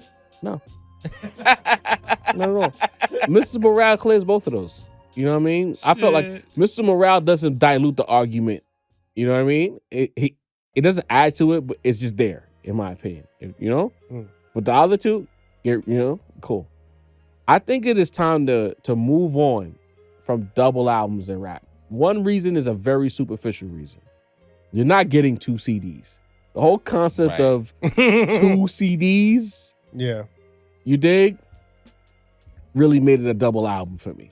It's 2 different independent listens. In the streaming era, it's just one really long album. There's no, because it's like, it's no breaks. There's no, you're not downloading 2 separate projects, so you got to close out this one and go to the next one. Right. It's just one long album. I remember opening up Life After Death being like, which disc do I want to throw on? Right. For today? It's all there for you now. You know what I mean? Right. Like, and then I remember just how fire the double CD packaging was when you get to the little middle and it would flip back and forth. Fire. The book was a little bit thicker too. You know what I mean? Sometimes they had 2 separate books. Yeah. You know what I'm saying? It was a double stack. Yes. You know what I mean? Yeah, the double stack. Yeah, the double stack. Too. You Life taking After it Death back, was the double Sin. stack. Life After Death was a double stack. You're absolutely right. You're absolutely yo. And Wu-Tang Forever. Yeah. Wu-Tang Forever was a double stack as well. Blueprint 2 was the single stack with it where you flip back and forth, as an example of what I'm talking about. But I think it's time to move on from the double albums. I think the creative returns on double albums generally lack, with the exception of a couple of standouts. And I just believe that the artists, I'm not against artists challenging themselves to make the best double album possible. But to me, they're not getting anything out of it creatively.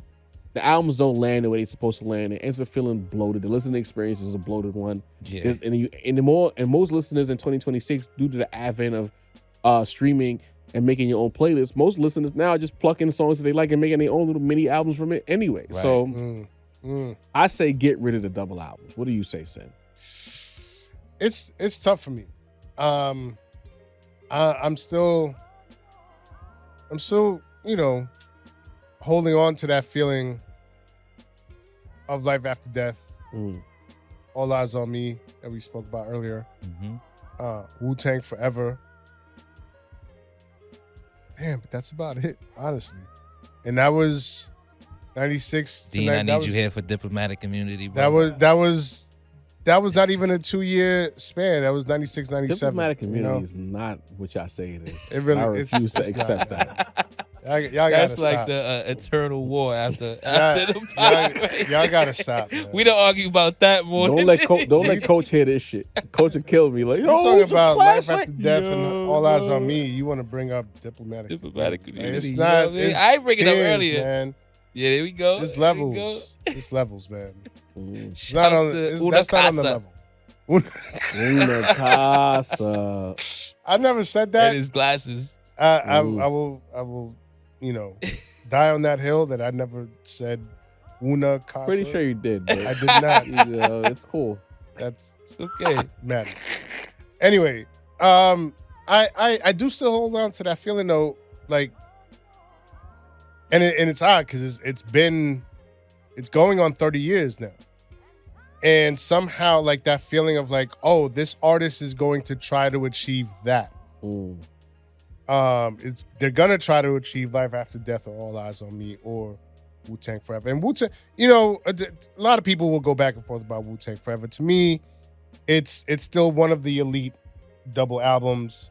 Probably third on that list behind Big and Pac. It's a distant third, but go off. Yeah, but and also you had 10 motherfuckers to work with. Yeah. Versus Big and Pac. So, I just feel like RZA was already not RZA anymore by 97. I'm sorry. If the album happens like that's actually a fair like 95 critique. 95 as opposed to 97. No, I don't. and you put some of those elements that's on the Ray album and on the Ghostface albums on those albums, you might have something else there. I mean that's a different conversation based on because naturally he took a different creative direction. He infamously brought in like orchestras into the Wu Mansion, and motherfuckers was like, who the fuck are these people? Like, anyway, there's definitely two sides of that coin that people will fall on. But ultimately though, I don't know if I can disagree with Jarv on this. Because you get the Blueprint 2, cool. Yeah.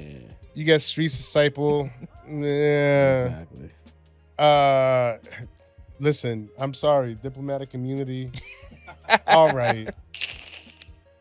I tried, D. I tried. It got joints. It got joints. I'm weak. But bloated. And we could go on and on.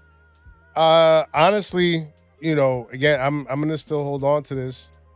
Mr. Morale and the Big Steppers, I think, did recently the best job of living up to the double album legacy. But I'm certainly not gonna put it up there with like A Life After Death or All Eyes on Me or nothing like that. They got that as the second greatest double album ever. What side is that? Yeah. Oh damn! Now that's great. Above Life After Death. Well, what side is that? That looks like comp. Oh no, I'm sorry. Life After Death is one. You see why you have to keep it real about Kendrick Lamar? This not. Wow. Or people will Oh, let is it get this out some of random control. site? It looked like Complex for a second. I was why you gotta about keep it to a say buck. the Complex. Or they real gonna quick. tell you it's better than Life After Death. That's wild. That's crazy. It's just been too many misses in trying to attempt a double album, and like Jarv said, in today's day and age, what is a double album? It's just a long ass project. Mm-hmm. You know what I mean? It's like you could call it a double album, a double mixtape, a double playlist, a double what are we doing here? And it's not even where the era where like you sell a physical double album and it counts for 2 units. You're still streaming song by song. Right. So I want to give credit to Cole though, because Cole did try to make 2 independent experiences with the Fall Off before. You know what I mean? We still got to be fair. Both it came with its own. 39 had his own intro, everything like that. It's just as a body of work, it just didn't land, in my opinion. yeah, so it might be time to put the idea to rest at this point. It's a relic of a bygone era, honestly. Yeah, because it literally makes no sense anymore. Like Charles said, like without the actual discs, like the double albums, they didn't exist with vinyl, did they? Because like it just doesn't make any sense. You know what I'm saying? Especially in modern music. It's like the EP LP thing, right? People drop EPs with 15 songs now, but there's literal definitions How many songs on behind that Dolce album that's not an album, is an EP? Right, but there's literal like extended play, long play. It was supposed to be a certain amount of music on the actual album for it to count as a certain thing. And so double albums were made because the people could not print a certain amount of music on discs, so it had to be a double album. But it's like nowadays, like Mr. Morale is what, 24 songs? But doesn't Kendrick have like a 22 song album too? Like, well, no, Mr. Morale is not even, right? 21. 18. 18. Okay. And Kendrick plus has the bonus. But they added later. how many songs is on Damn? Like 17. Yeah. Right. You know what I'm saying? Drake dropped a double album with 25 songs, and then his next album was a regular album with 23 songs. The album before the 25-song double album had 22 songs. So it's like I think it's a marketing tool. It's a marketing tool. It literally doesn't mean anything in eras where artists are putting 30 songs on their album to run up. You know what I mean? They're dropping it's actually, there's no such thing as a double album no more. It's the deluxe album. That's what it is now. Yeah. That's the streaming era double album. So yeah, it's clearly a marketing tool. Doesn't make any sense in an era where you can just throw as many songs on your stream on your streamed album as possible. It's gone. It's done. Okay, you can't do it anymore. All right, And no quite double frankly, albums. I don't think Get rid of it. I don't think any of these new era niggas is even gonna attempt it. I think because Kendrick is in his late 30s, Drake is in his late 30s, early 40s, maybe. Same for Cole. From our era, and they understand the lore behind it. They did it. Right. But I don't look at any of these young guys as guys I would even attempt it. You know, I could be wrong. I'll be like none of the, or even like the young as far as years in the league, as like Griselda, because they're not young per se, but they're young as far as young in the rap game is. I don't look at Benny as trying it. I don't think Conway would try it. I know Wes not gonna do it. You know, Wes is the only one I think would. Of the three of them would try it, maybe. Make a double album. But then Wes smartened up. He did a side A and a side B, and he didn't give it to you at the same time. That makes more sense. You know what I mean? So didn't Playboy Cardi just drop a 30-song album? All right. So I don't think. You know what makes even less sense? Because looking at Mr. Morale, disc 1, disc 2, and then after they added the Hard Part 5 Hard as a Part bonus, 5 because it was the best song. it would. All right, It was. Like That- you can't that not have can- the best song on the album. That consists of disc 3. Just Disc So 3 it's a is so it's a the triple Hard album. Part 5. They just labeled it disc 3. Like what? What I don't what are we X right doing? I don't want to get jumped by Moni, but that's funny. You know what I mean? What are we doing? Like why? Got an extra disc with one song on it. It's a 5-minute song, ain't it?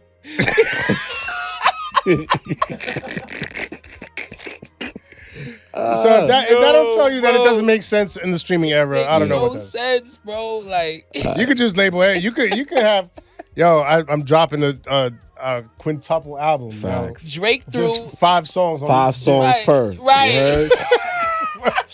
The fact that Kanye has not tried the double album should tell you everything you need to know about Precisely. the double album. You know what I mean? It's precisely. Even though pointless. Donda was 27 songs. Exactly. long. Exactly. You know what I mean? So I'm tired. I'm tired of it. It's time to move on. Yeah, it's time. Just drop. Matter of fact, I'm gonna drop the gauntlet like this.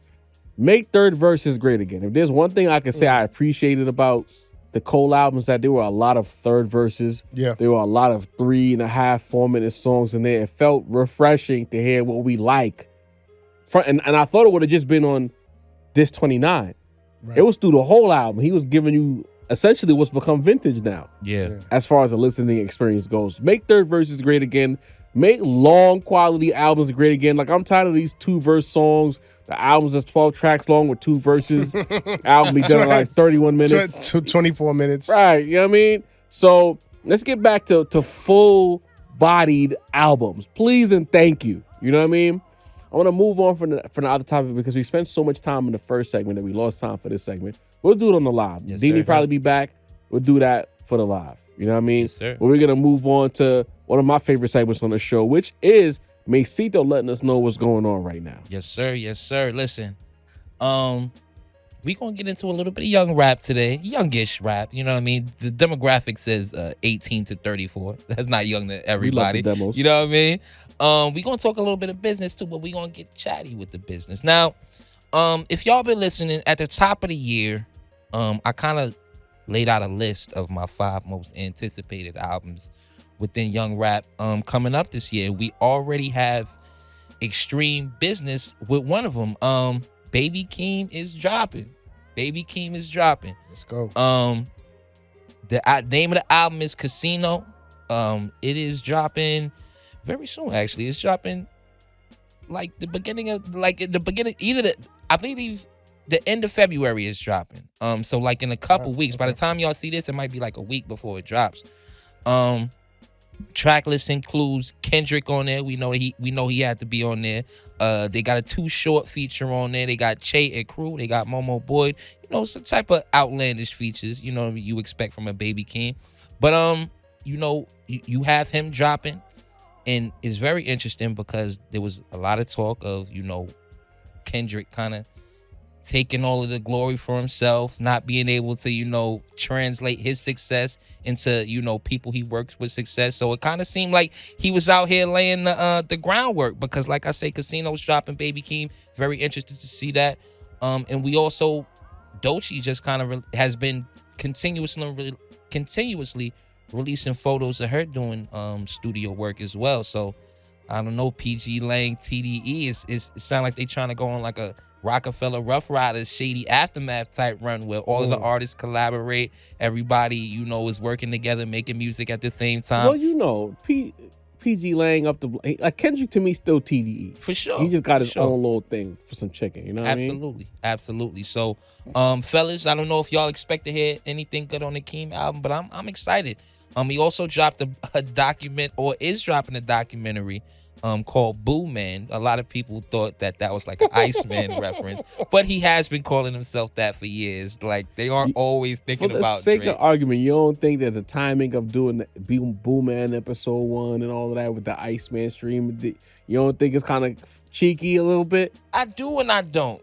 I do because why not? Why not troll him? But at the same time, I kind of think that a lot of them are past the Drake thing. To be honest with you, I think they feel like they walked him down. You know what I'm saying? Kendrick had a whole boxing hand rap at the Grammys.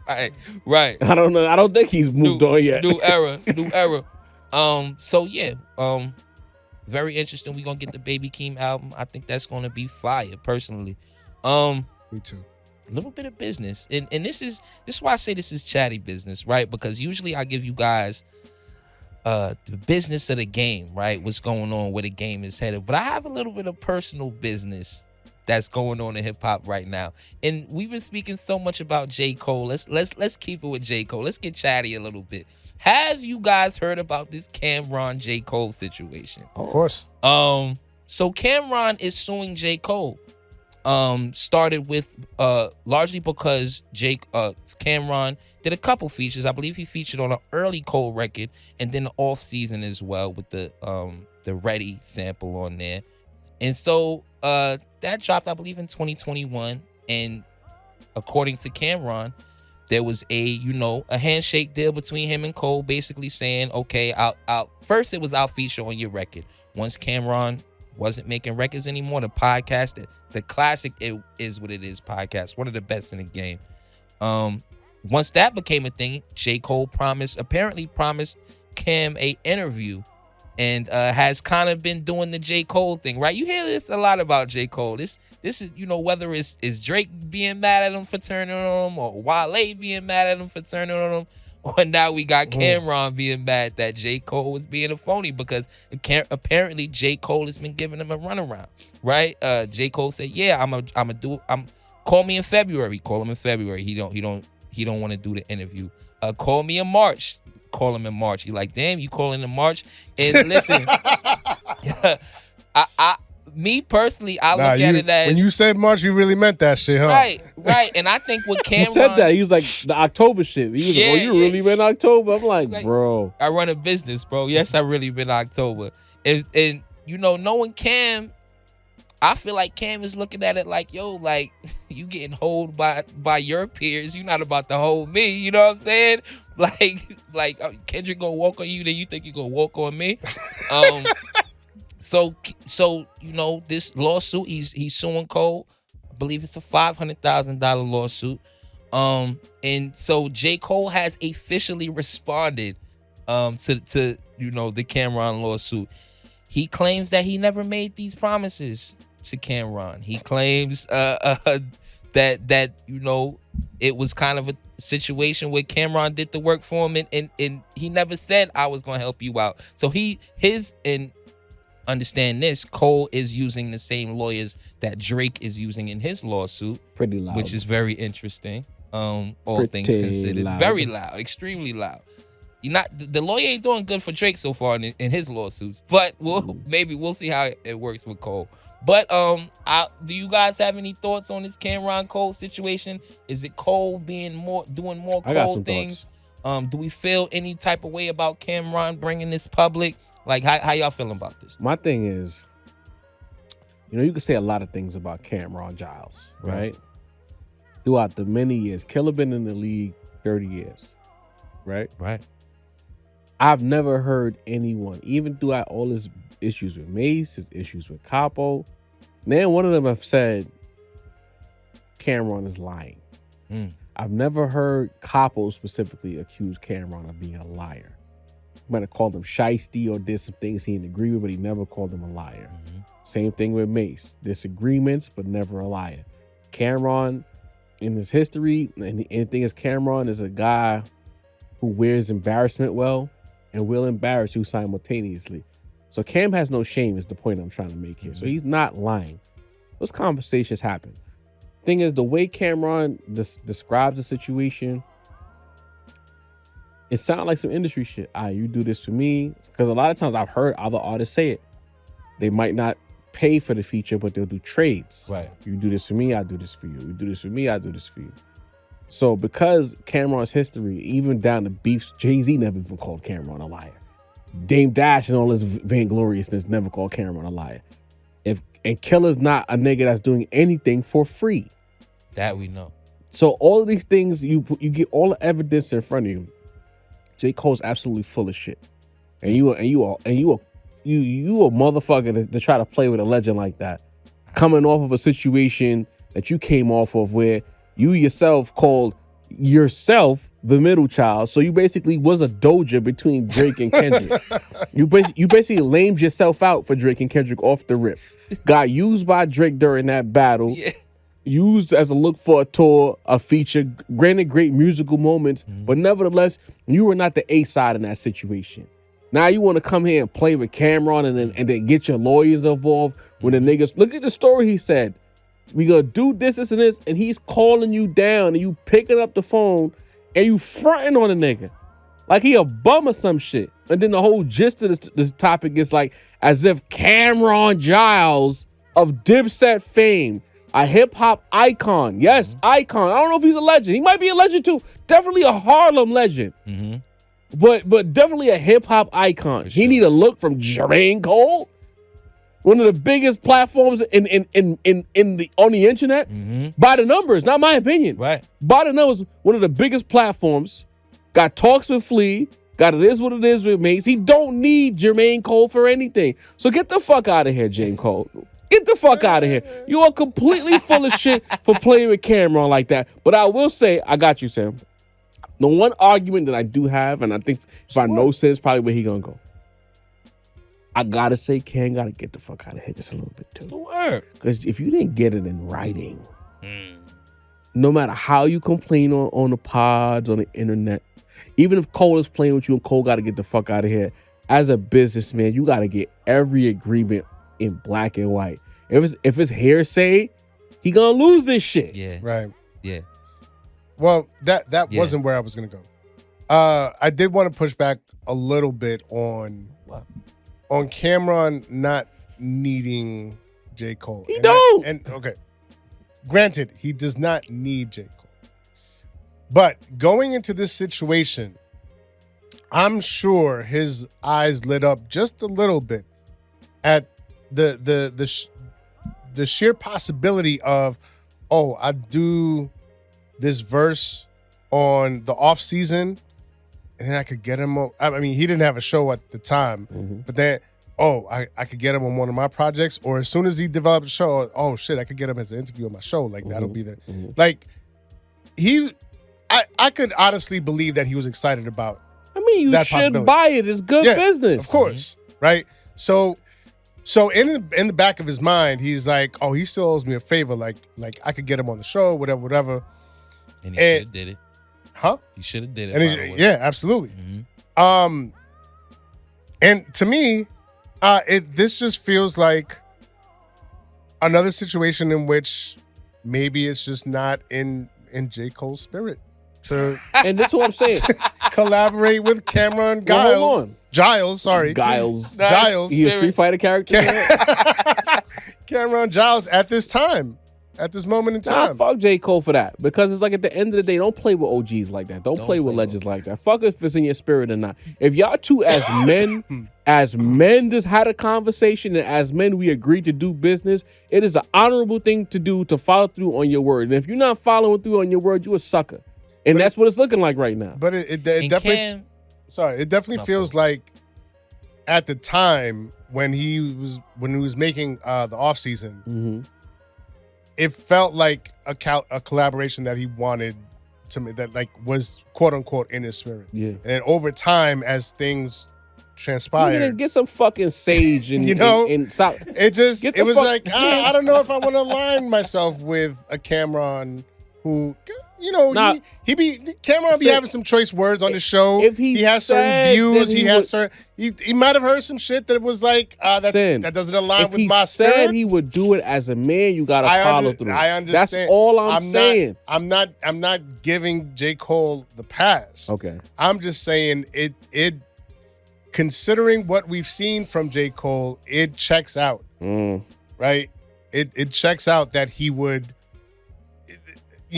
make a commitment and then later on decide to flip-flop on it. Listen, with every story about J. Cole, he don't look like the guy that he's broadcasted himself to us throughout the years. I'm gonna just say that. It's a lot of disgruntled people, including Kendrick with Cole. You know what I mean? Shouts to the whacked out mural lyric that got X'd out. That's supposed to be about Cole. You feel me? You know what the word that will be used to describe him is a word that I use for many people. Weasel. He's giving Weasel vibes. And I don't want to put that on Cole, but if this is how you moving and you've moved that way multiple times, I might have to add you to that collection, my nigga.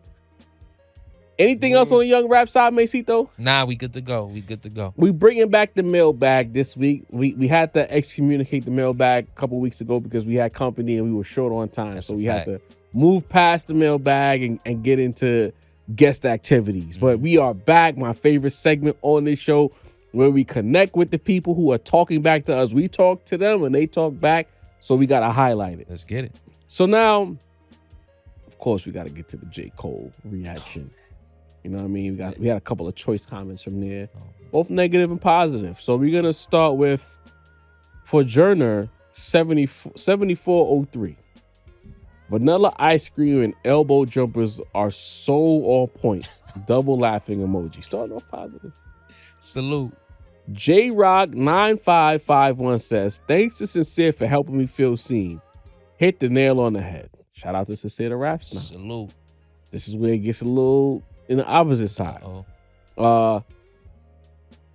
Kishan Shah says the concept of this too for me is an ode to hip hop. He said in that context that he provided with the post he made. All right, cool, that's great. It's not falling off.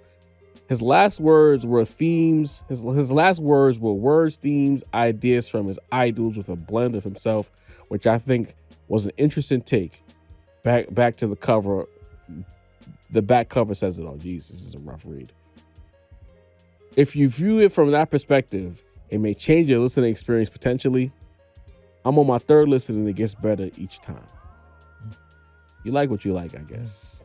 You know, I listen to it mad times. Salute to your interpretation. I like it less every other listen. I mean, Wonder Bread has its audience. I mean, Wonder Bread, a little peanut butter and jelly go crazy though. You know what I mean? If you like peanut butter and jelly, we can't tell you you're wrong. If you like vanilla ice cream, a little Haagen-Dazs. I mean, toast it up a little bit with some butter.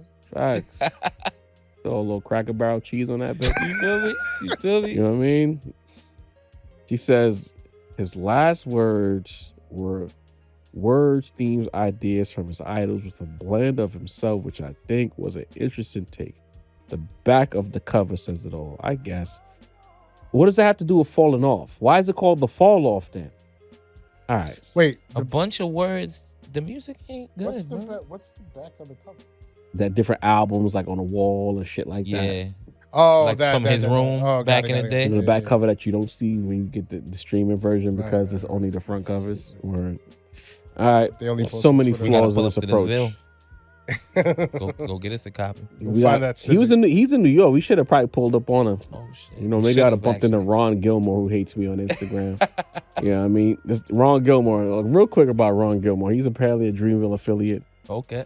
Who told me, and this is the strangest thing ever. I don't think he understood what he was doing or is doing. He said that he likes to troll in the comment section of people with opinions who he views as like amateurs or whatever. So I'm like, you just sit on the internet scrolling? You're not getting no bitches. You're not getting to nothing. You're not outside. You're not even playing a video game. You're just scrolling and talking to me. You know what I mean? They have a budget at Dreamville for that? Bro, like, come on, Ron. Like, there's more you can do in life. Right. You're a whole signed act. Like, you make music and you work with one of the biggest acts in the world, and your pastime is trolling niggas. And I'm not the guy to troll because I'm of the comment section. So you'll never win. This is true. You'll never win. This you know what I mean? true. I ended up calling him a coward, and he never responded to that comment. You know what I mean? Such a good insult. He just waited until Coward. the next post to circle back. But because I invited him, I said, like, we could talk about it if you feel so strongly.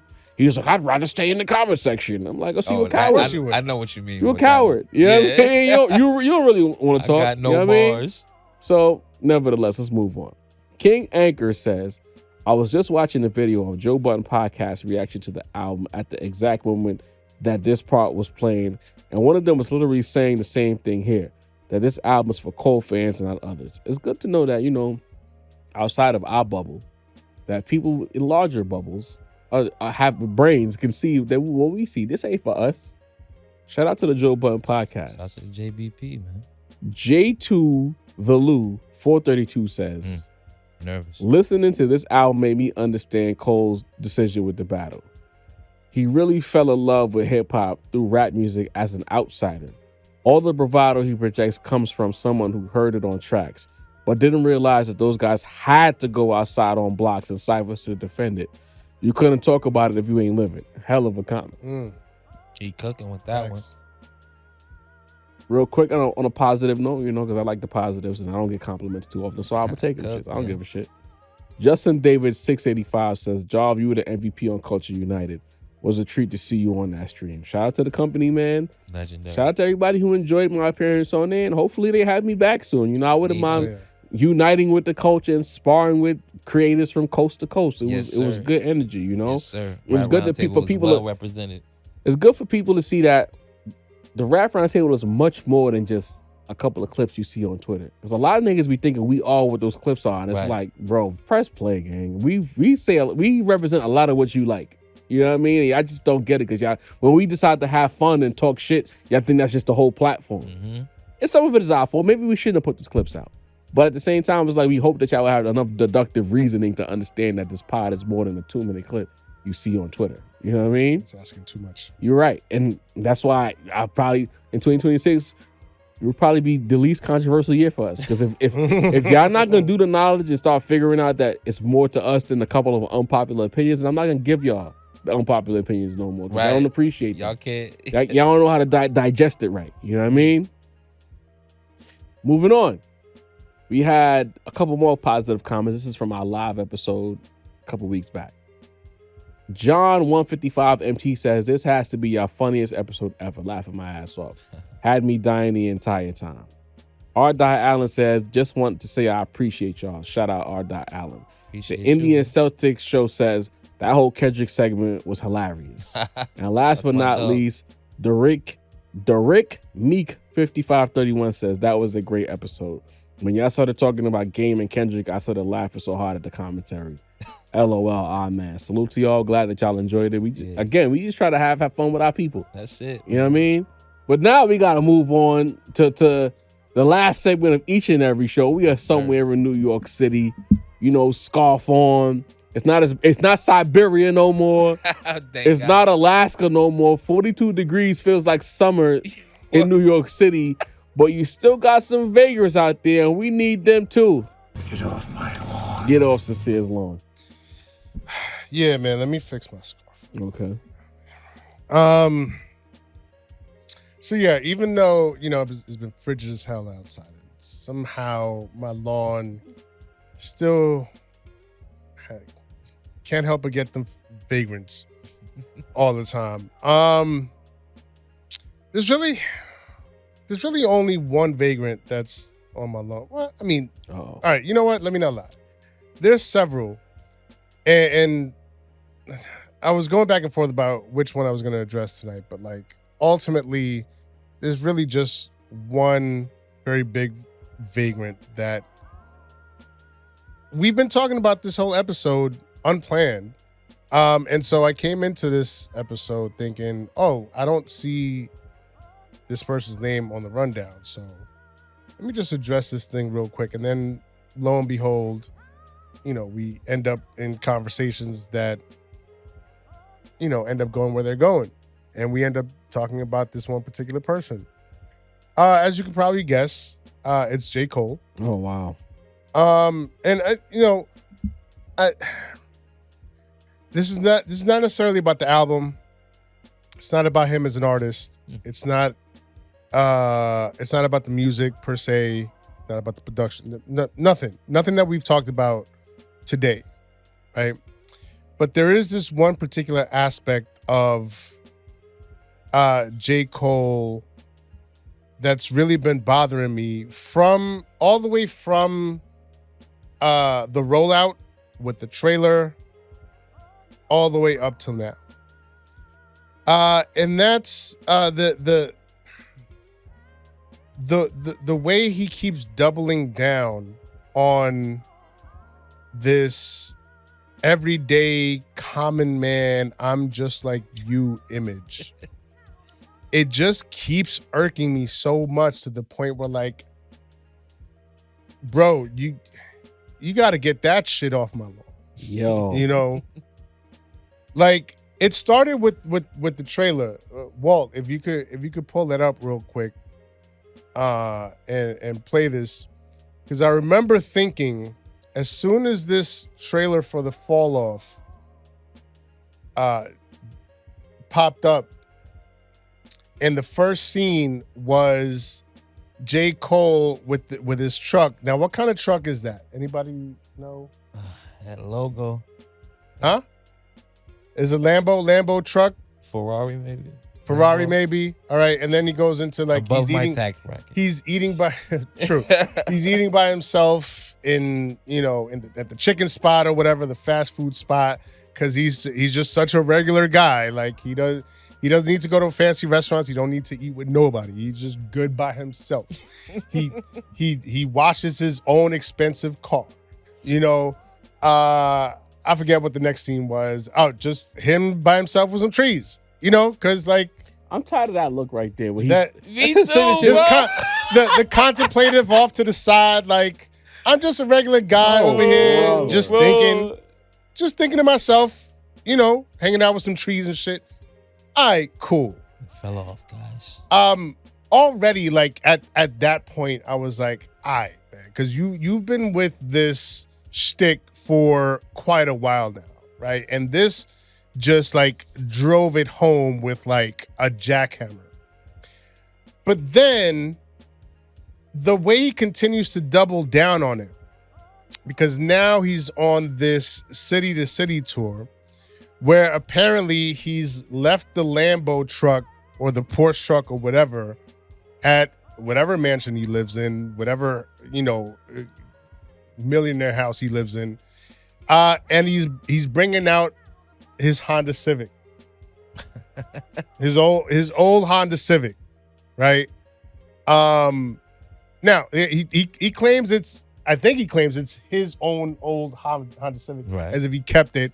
I think he got rid of that shit a long time ago, and he found a new Honda Civic to cosplay you don't got with. no evidence to support that. I said I think. Right.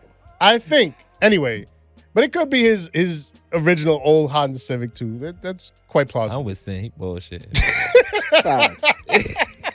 And so, you think he just would have found a Honda Civic? Yup. man, they're fine. Anyway, like Y'all niggas over here. I don't Where believe him. Dini at, man? We need some We balance. need some balance, man. So it'd be a great idea if I pull out my Honda Civic. Damn, I got rid of that shit. I might need to get a new old Honda Civic. So now he's in his Honda Civic. He's quote unquote selling CDs out the back of his trunk or whatever. But then somebody on, because now I kind of low key be on TikTok or whatever. And I found this clip on TikTok. Walt, if you could pull that up, and I had to take a screenshot of it because somebody pulled up on him on the street side by side in their own car and started talking to J. Cole through the window, through the passenger window. And take a look at this fucking car, yo. Take a look at this car. What's the problem with the car? So it's not enough to pull out the old Honda Civic, but you don't even wash the shit either? It was snowing in North Carolina, bro. It's salt on the ground, gang. So he went from washing his own Lambo truck. Wow, this is some hating shit. To not even bothering to wash his Honda Civic. Yo, why would you wash your car if there's snow and salt on the ground, son? It's snow and salt in New York City. I ain't washed my shit. Mad dirty cars out here, son. Bro, this here, I've had enough of it. Bro. Damn. I've had enough of this. I'm just like you, common man, everyday guy. I'm not famous. I just act like I am, but I'm really not. I'm tired of the act, bro. This whole act got to get off my lawn. It's the again, not the album, not the music, not the beats. Mm-hmm. Just, The beats. I mean, but what I'm saying is I'm not addressing any of that right now. If you like that stuff, you like it, I love it.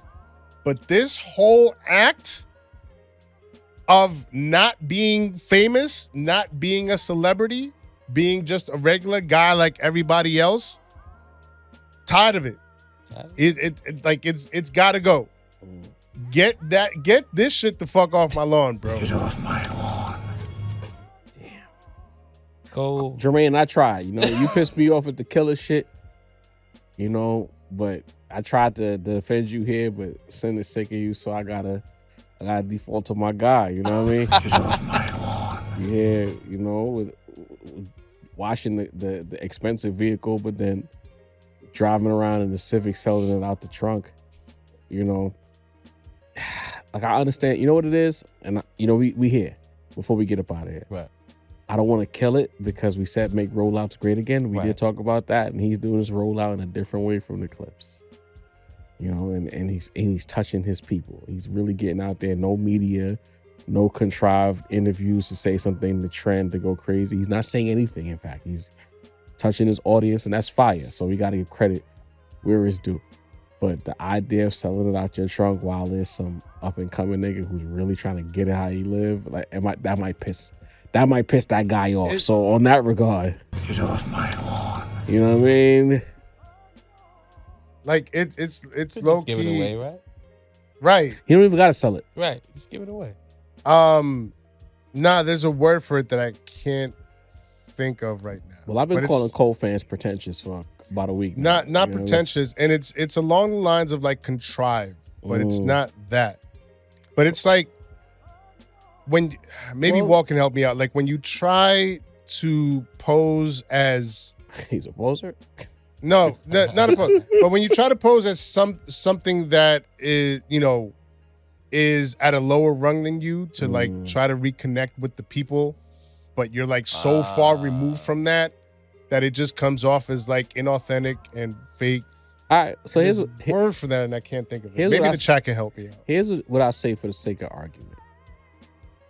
Maybe some folks like yourself are just overthinking it. Maybe he just hear me out, son. Hear me out before we wrap. Hear me out. He's not gonna go on a road trip with the 6-figure car. And Honda Civics is a safe car. Who the fuck want to steal a Honda Civic? You know what I mean? You go out there, it's a safe vehicle. Nobody wants it. You sell your trucks. You know what I mean? Maybe he's just trying to find a He's way. still got that Gucci hoodie on in the Honda Civic. They ain't. Who gonna take the hoodie off Cole? He got security right there. Right there. You know what I mean? So maybe he just want to find a way to connect to the people. Maybe we're looking at this wrong. In the era we talk about it too. We gotta be, because niggas will clip this up and make us look crazy. We talk about getting back to a direct to consumer energy. Maybe he's building that bridge to a direct to consumer energy, and he's doing it his own way without no label money backing him. No, none of that. It's just all him. Maybe we gotta look at it just a little more positively. Because the thing is, what's more worse?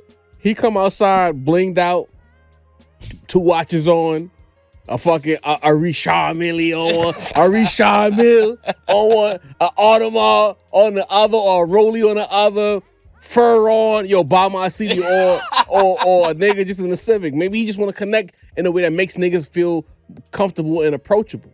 I'm just trying to be fair because it's our job as the Rap Roundtable to be fair. You know what I mean? Nah. My job right now is to kick his back. Or kick his ass off my phone. Fair play. Fuck outta here. And on that note, episode 143 is in the books. Yes, sir. Masito, there's no Dini here, so you gotta take us home, man. And speaking of Dean, salute to the balance. You know what I mean? We wish you was here today, but rest up, my boy. You know, I'm Masito, the voice. You know what I mean? If you do it on the internet, I will find you. He will notice you. Yes, sir. Yes, sir. Hashtag noticing. Salute to Sincere the Rap Snob. Super producer. Sincere, he makes beats. Holla at him. Talk. Salute to the GOAT of this pod shit. The best broadcaster in the game. Excluding nobody. Yeah. Salute to Jarv. You know what I mean? My cousin Chet. All right? Chet O'Hara and Biff O'Malley. Come on, man. The cousins, man. Salute to Walt. Ginobili, the sixth man of the decade. Ginobili. You know what I mean? And especially salute to y'all because without y'all, we really just four guys in a group chat. Make sure you like. Some niggas like that shit. Right. Hey, you know what I mean? Exactly. Mama. That is a group chat right there. That's not even a conference call. That's a group chat. Y'all, I know you got your wife watching offline. I know the views. 8 of them views ain't legit. 8 of them 12 viewers ain't legit. Make sure you like. Make sure you share. Make sure you sub. Y'all almost got it at that 24K. Salute to y'all. When the video is over, make sure you swipe left and hype. The hype has been doing us right. Mm-hmm. And other than that, salute y'all. We are the Rap Roundtable. You know what I mean? And we out of here. Yes, sir. Salute. Shout out to the new subscribers. Shout out to everybody who came over from all the link-ups we've been doing recently. Yes, sir. Dead End, Culture United. We appreciate you helping us level up. While people try to pull down, we continue to level up. Rap Roundtable, chat. We love y'all.